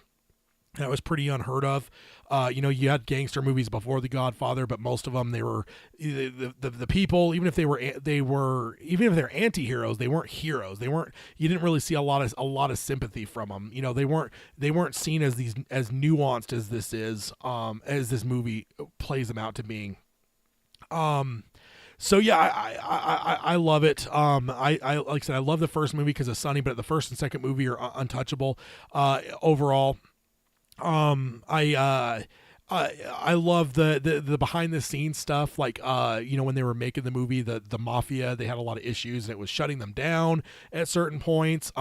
For instance, in the first movie, that's why you never hear the word mafia, because that was one of the things that the mafia basically told them is, you're not going to make this movie unless you have some concessions to us. And one of the concessions was you could not say the word mafia. I believe you see mafia said in the third movie. But I don't think it's I don't remember it in the second movie or not. But you definitely don't see it in the first movie because it wasn't going to be allowed. So, yeah, it's, like I said, it's just a very rich tapestry of a movie too. There's so many characters. Everyone has their different, personality types and their interactions, but you're ultimately seeing the overarching, theme of the movie, or the movies, is Michael Corleone going from the son that was kind of the golden child that was going to be outside of all the family business, and he was going to do his own thing. He was never going to be his family, but then circumstances caused him to have to step into his family business, even though he didn't want to, and then by the second movie you see him fully implanted into that life, and then by the third movie he's basically lost everything, but he's mostly trying to pull out. He's built up a whole legitimate element, but he's still getting pulled into the hood gangster stuff. And so and then like ultimately there's the tragic end where someone is trying to put a hit on him and ends up killing his innocent daughter. and the silent scream that they shoot of him holding his dead daughter outside of the opera house. It's just a thing of Greek tragedy for sure. People always rag on the third movie. I am a staunch defender of the third movie. In fact, at one point I was thinking about starting a YouTube channel to do like video essays or something where I would, and one of the things I wanted to talk about was the third movie, because I feel like everyone I will say, so what happened was Francis Ford Coppola did The Godfather, and then when they were going to go do The Godfather 2, he wanted to actually call it The Godfather Part 2.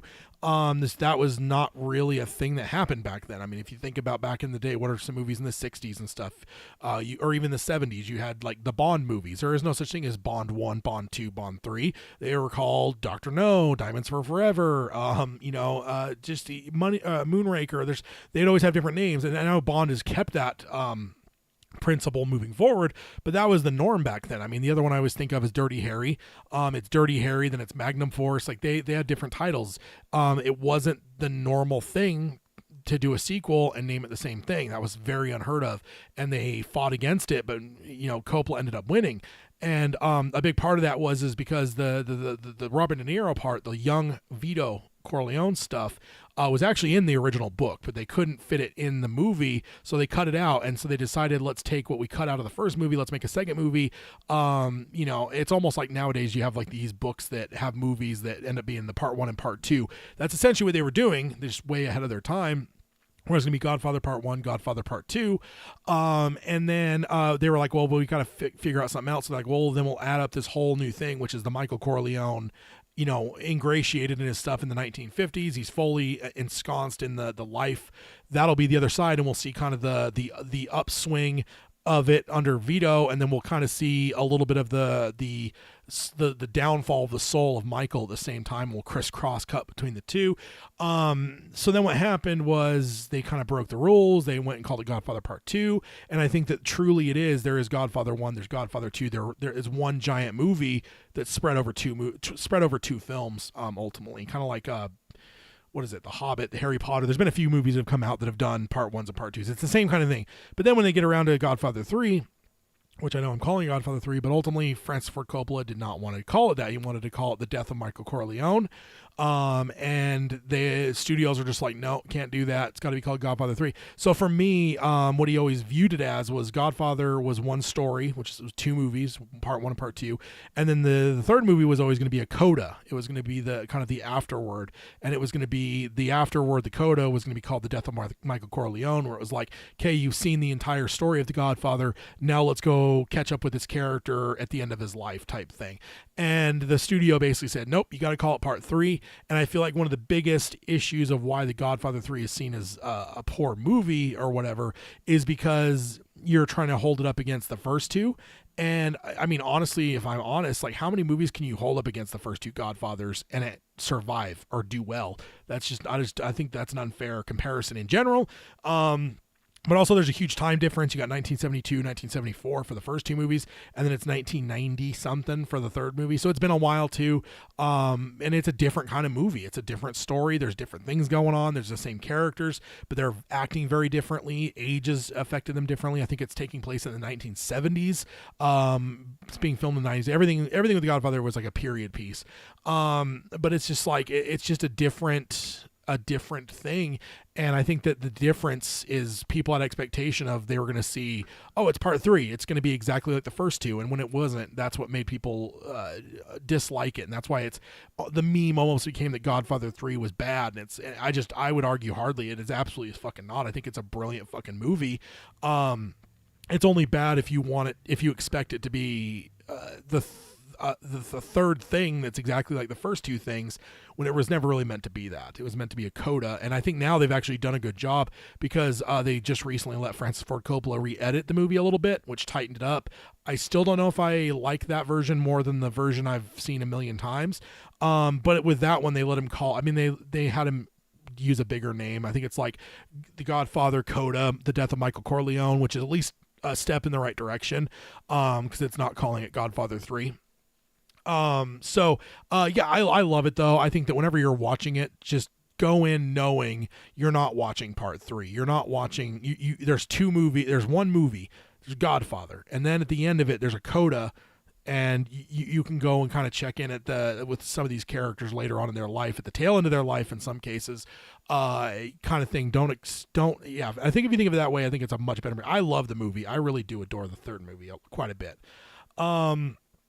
But yeah, I mean, I don't even know. I know this is kind of just, and I knew the ranking would take up some of the time, which was totally part of my plan as well. I do think that some of those, the ranking things or the tier lists, I think are going to be a little bit less time intensive with some of the stuff, because unless I want to make it a main topic, which could be a thing too. But I think like something like, hey, we're going to talk about topic X. Well, then we're also going to do a tier list for, best Star Wars movies, or the Star Wars movies in the tier list. Like that would be, I think quicker, because Star Wars movies, there's 12 Star Wars movies. I just did 25 characters for The Godfather, and that was even hard because I had to cut some people out. In fact, I didn't realize I left Joey Zaza off there. I thought I was going to put him on there. In fact, I thought I even saved a picture for him. Let's see. Yeah, Joey Zaza. I do. I forgot him. Let's see what my count is on my little file thing. Yeah, it is. There's more items than I do have slides. So yeah, I forgot Joey Zaza, which is Frank Pentangeli. That's the character. Frank. Oh Jesus Christ, I am not doing great right now. He also voiced Fat Tony in The Simpsons. Joe Mantegna. I thought of it just as I hit enter. Joe Mantegna, the voice Fat Tony, he plays Joey Zaza in the third movie. Very antagonistic person that's in it, butting heads with Vincent. I love his role. There's so many things to love about the third movie. I really do love it. But also I wanted to mention too, there was a video game they put out in the early 2000s, or maybe it was, I don't remember when it was. I think probably the aughts would be my guess. But it was just like a kind of an interesting, just like crime game where you played through the course of the first movie, 2006. And honestly, that movie is not bad, or that game is not bad. You kind of go through, you have to go in and like lean on companies to like get their, extort them for their, to become part of your racket, where they start paying you protection. You've got to deal with the other 5 families, and then you literally go through at certain points and play missions that coincide with the movie, and it's such a cool, fun game. I mean, it's nowhere near the masterpiece of a Red Dead or a GTA type game, but for what it was, I really enjoyed it quite a bit. Oh God, I know I can go like super deep, but I don't have a lot of time. I don't have as much time to go super deep on it. And honestly, I mostly just wanted to verbally vomit for a bit about it, because I just love this trilogy. I haven't watched it as recently. I think it was a couple years ago when they put out the Death of Michael Corleone on disc. I think that's the last time I went through and watched them all. But I mean, I love the way it's shot. It's kind of shot in that sepia tone. I love the soundtrack. I've listened to it a number of times. Francis Ford Coppola is just one of my favorites too. He's a great filmmaker. He never made nearly the amount of movies that other people made, but I feel like all the movies he made are worth their time. They're worth the time to invest in. Apocalypse Now, The Godfather. I guess that is one thing too. So Apocalypse Now, he was always trying to do an independent thing like George Lucas. Apocalypse Now was something he was developing for a long time, but the movie was like a fucking money pit. It just kept putting money into it, and he was running out of money. And at one point, they offered him to buy basically the rights to The Godfather, and they wanted to do it on TV, and they wanted to edit it basically and put it in chronological order. I've actually never watched it that way. I've always been slightly intrigued by the idea, but I don't think he likes the idea. I think he literally only did it because he needed money to save Apocalypse Now.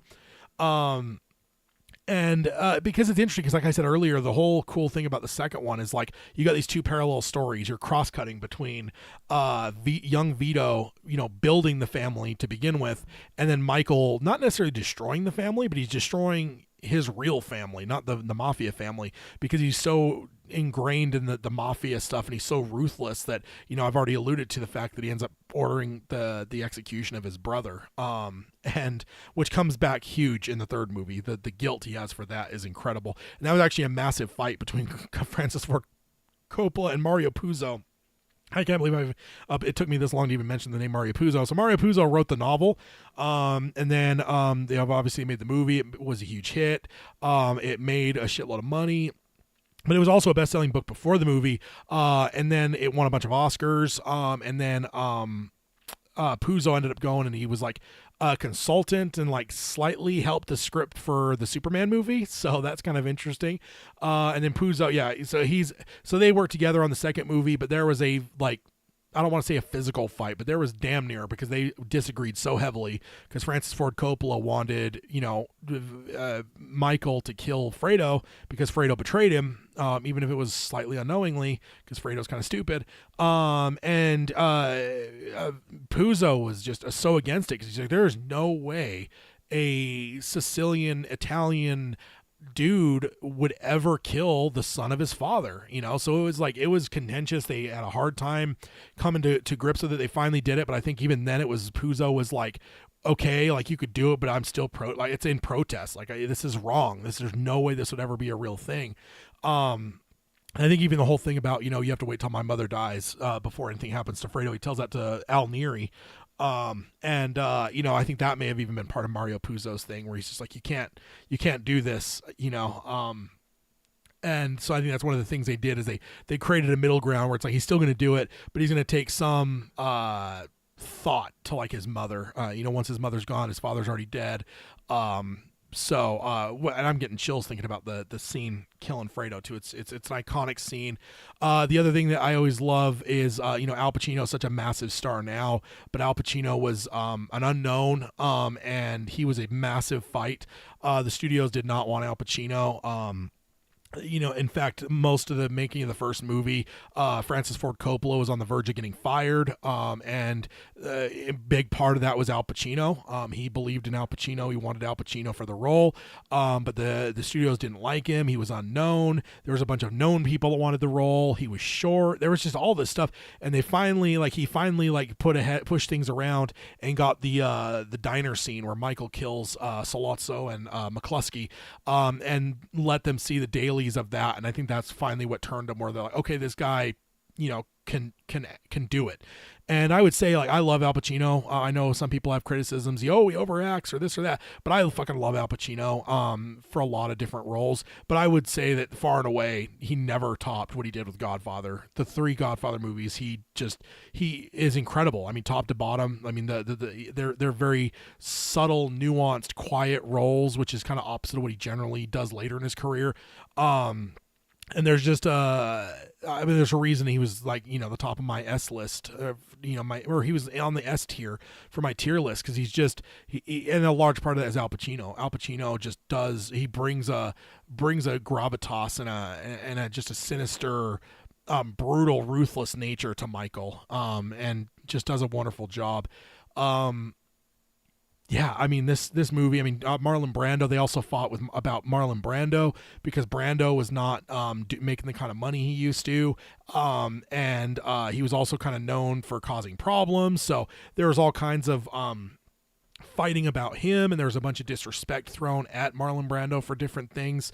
So that's why at this end of the second movie, when they have like the surprise party for Vito, the original idea was to have Marlon come in for that and do like a cameo and have a small scene there for that whole scene where Michael says he's going to the army.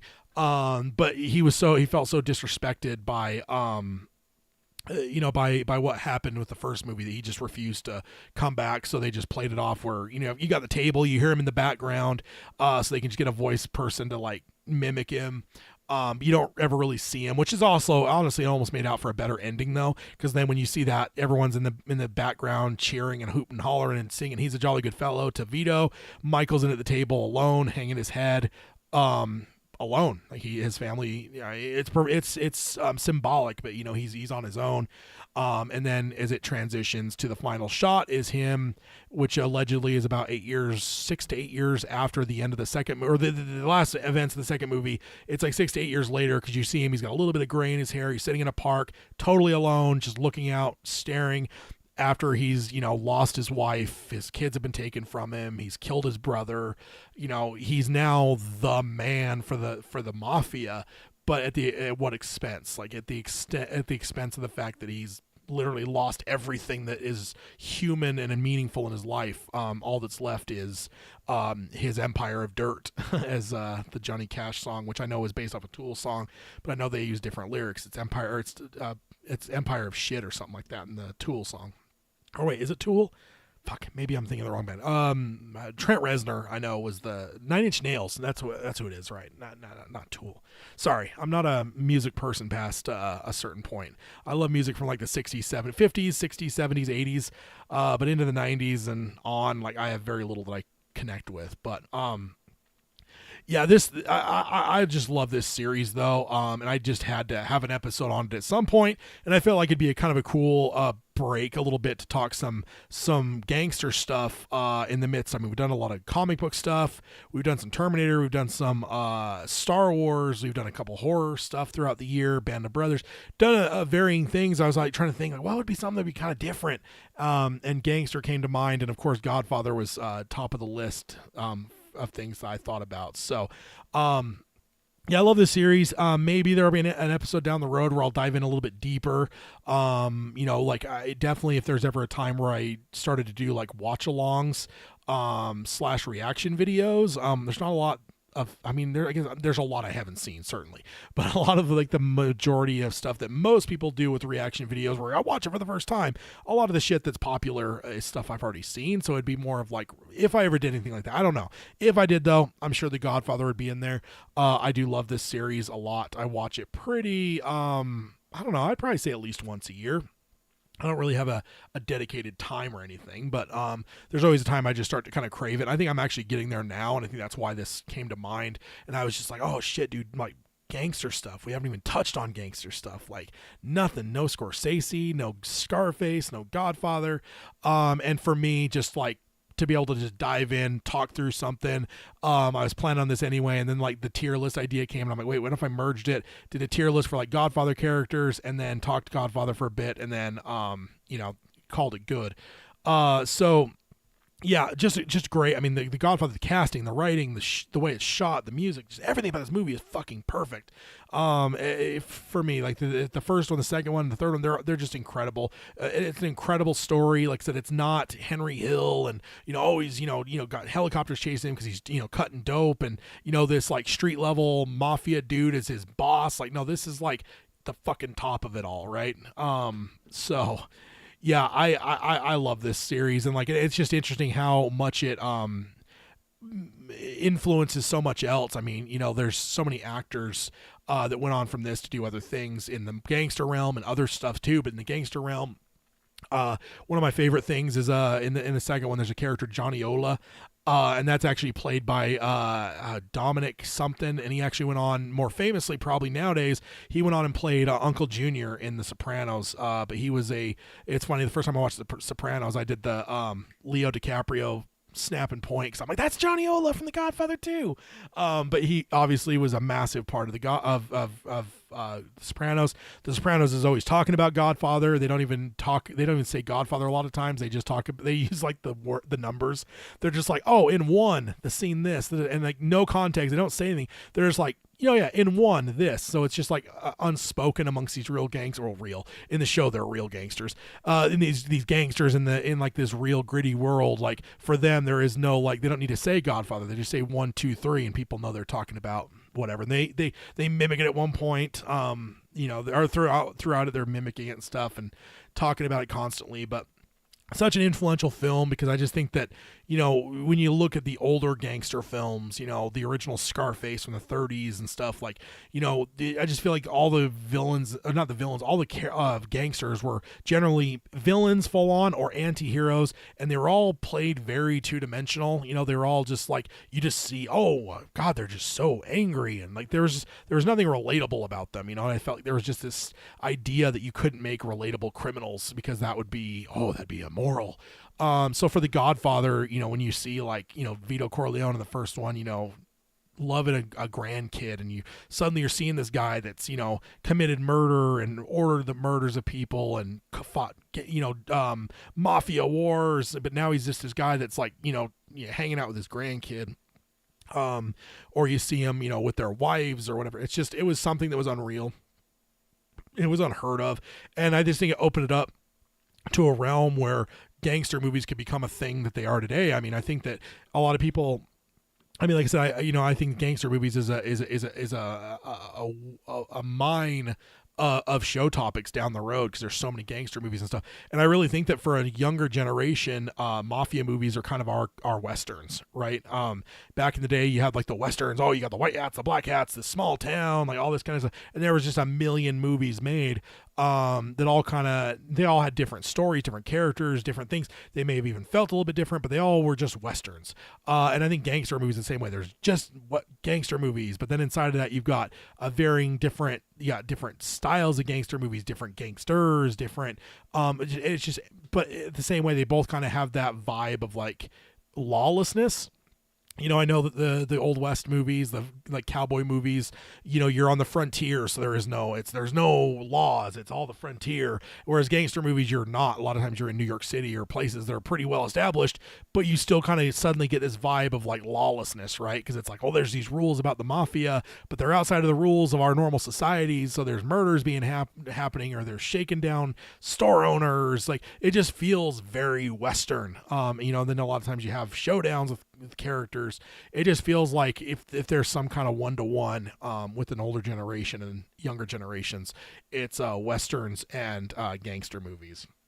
And I don't know, I'm a sucker for them. I mean, I know there's some out there that really suck, but all the ones that are good or are mediocre, like, they're just ones you could just watch. They're so good. They're fun, just great. Outside of like some really bad John Travolta Gotti type movies. But yeah, Godfather is wonderful. It's one of my favorites. I'm probably gonna watch them here pretty soon. Like, I can't remember when the last time I watched them, but it's been long enough. I'm starting to kind of crave it for sure. I caught myself over the last couple weeks like whistling the theme on occasion and stuff, which I forgot to do a soundbite for the damn for the Godfather as well. But I thought about that like right as I was about to go live. But it's all good. So yeah, in the future, we'll have some more gangster movies for sure. Let's go ahead and talk about next time. So a couple things about next time. Before I even hit the slide and go over to what we're covering next time, I want to talk about schedule. I think I've alluded to this last episode, but I've had a little bit more time to think about it. So I want to try out some things. I've got 2 more episodes this year. I want to try out some things. So I don't know that I want to do these back to back, Dark Tower and Geekery Abides. I think I want to split them up in some way, just to give me some time. Because I mean, even now my voice is feeling a little bit raspier. You know, I'm not having Peter here now. I'm the only one talking for 4 hours. That can get wearing. So I'm going to test a couple of ideas. So there's a few different ideas. There is, you know, same day, just separated by some hours. Or there's different days. So next episode in a fortnight from now, on the 16th of December is when the Dark Tower Palaver episode is. It's when our episode should be, but I'm actually going to move it to the 15th. So I'm going to go a day earlier. I'm going to go Friday night. I've got it set for 5 p.m. Mountain Time. So that would be let's see, we're at about right now 6:30. If you're with us, you're probably not with us live. Carol had to check out. So I guess it's about about 45 minutes later than we would normally start on this day, but we're going to be going the day before type thing. So December 15th, 2023, 5 p.m. Mountain Time. So like I said, we're usually 4:15 Mountain Time for normal Geekery Abides episodes on a Saturday. So just go the day before and go 45 minutes later. And that is when I will try next episode. And I think the final episode I might go and do the same day but split up. I'm a little bit apprehensive. The only thing I'm apprehensive about that is I want to make sure I have time between to kind of breathe, relax, rest my voice. So I don't know if that one's going to work, but I want to at least try it. But I also don't know how that works from your guys' perspective as an audience. I don't know if, if you're going to join live, I don't know if that's really inconvenient to have like a show at 2 and then a show, or maybe I even go a little earlier and go like 1 o'clock. So even an hour earlier on Dark Tower Palaver, and then, go at like 6 and have like a 5-hour window. I mean, I know part of that is recording Dark Tower Palaver. I'm going to try some things, but next time that's what we're going to do is the day before, Friday, 5 p.m. Mountain Time. for Geekery Abides, and then the next day, normal time for Dark Tower Palaver. I want to try some stuff out so that I have something solid in mind for what we're going to do going into 2024. Of course, down the road, Peter gets his schedule figured out, and he's coming back. We'll recombine them together and go back, because mostly the reason we're doing that is because we'd already had some Dark Tower Palaver episodes that went long, and we figured that things were slowing down a bit, which they kind of have been. So we figured, wait a minute, instead of doing 3, sometimes 4-hour episodes for one show, if we put a cap limit and did 2 hours and then did 2 shows, we can do 2 different types of shows. And it was to respect his time, to make sure he had his time with his family on the weekends and stuff. So if it's tenable for him to do both shows coming back, once he gets his schedule solidified, I will merge them back together. It won't be as big a deal. It'll be more convenient for him. I don't know if it'll be the same times, and like Saturday at 2 in the afternoon. I don't know if that'll be the same, because I don't know what his job schedule going to look like. I know they do mail on Saturdays, so it may have to be like later on or something. I don't know. We'll see. Cross that bridge when we get there. But ultimately, for now, the other benefit to that is it will allow there to be a little bit more flexibility if there is longer conversations to be had. I know that's a little bit hard when it's just one person, but if there is an episode that merits more than 2 hours, that can be easily done. Like, for instance, today, if Dark Tower, if I had one more news article to cover, it would have put me in a pretty tough spot. But without this one butted right up against it, that would give me the ability to, if I wanted to do a 2.5-hour episode, especially down the road, if a Flanagan series happens, I feel like there might be some long episodes to be had. It'll give me that freedom to not have these butter right up against each other. So that is what we're trying next week. But now, without any further ado, you know what I need is a drum roll. I think maybe even Peter mentioned that at one point. So I need to, let me see if it's on my my little list here. Peter used to put a little list down of sound bites that we need. No, he doesn't. So drum roll. I'll put that on my list, and down the road when I actually remember to get some new sound bites, I will do it. But drum roll, please. And next week we are going to be on December 15th, and we are going to be covering Christmas movies. It will be the last episode of Before Christmas. We will have one on right around New Year's. It would have been the 30th, but that is I don't know what I'm going to do on that one yet. So I'll definitely let you know next episode what I'm going to do on the 30th. So with the 30th, it's either going to be, Dark Tower at one point and then have a chunk of time between to give me a break, and then Geekery Abides. I don't know. We'll see. I'll announce that on the next episode, which is on the 15th. I'll announce it and let y'all know. But next episode, it is the last episode we're going to have before Christmas hits. So I want to talk Christmas movies. I know that's a broad statement, but the tier list we're going to do is, I want to do Christmas movies. Excuse me. But I know that's hard, because there is a shitload of Christmas movies, and there's no way I am going to go through all of them. So what I think I might do is, Tierlist has a website where they kind of go whatever. I think what I might do is go see if I can find one that really aligns with kind of what I want to do. And then I might share that on the social media. So keep an eye on the social media, Twitter, Facebook. And that way, I think I can create one where I'll be able to share it. You can go in, vote on the one I create, and we'll do a tiers list for Christmas movies. So yeah, gonna talk about some festive stuff next time. And then I haven't decided a topic yet on the final episode of 2023. Nope, I haven't yet. So that one's still blank, but that'll be episode 24, and that'll be right around New Year's. I'm gonna figure a topic out before next episode so I can announce it then. But for now, signing off this episode for sure. With the Godfather, had a little tip of the iceberg discussion on that first tier ranking. Next time, Christmas movies, we'll tier rank some Christmas movies and then talk through them in general. Because it will be the season for such things. So that'll be that. See you guys. Oh, can't say a fortnight now, because technically it wouldn't be a fortnight. It's 13 nights, not 14 nights. So a fortnight minus a day from now, we will be midway through our show, because we will be starting at 5 my time, and right now it's 6:30 my time. So we'd be about getting close to seeing that last marker of the episode for Christmas movies. So that'll be when that episode is. But I will. I also forgot to do the email. See See, that's the one thing I forgot, that I always have the extra slide for the emails. So I need to get that fixed. So emails, if you want to email the show, you can do that at tad@geekeryabides.com. That's tad, T-A-D-D, at geekeryabides.com. Again, Mike, thank you. I did get your email. I'm going to save it because you asked me to wait. But you do have some recommendations I appreciate. But if you want to email the show, give me some feedback. Tell me if I'm right or wrong on something Godfather-wise. Give me ideas for gangster stuff. Or if you want to send me your tier list, because once you build a tier list, somebody can go in and do it, and then you could save it as an image. If you wanted to send it in, you can do that too. Just email me at tad, T-A-D-D, at geekeryabides.com. And we will talk about some Christmas movies in a few 13 days, so fortnight minus a day. But I'll sign off, as I always do, by saying love what you love, and to hell with anyone that has anything to say about it, and let your geek flag fly high. All right. See you guys.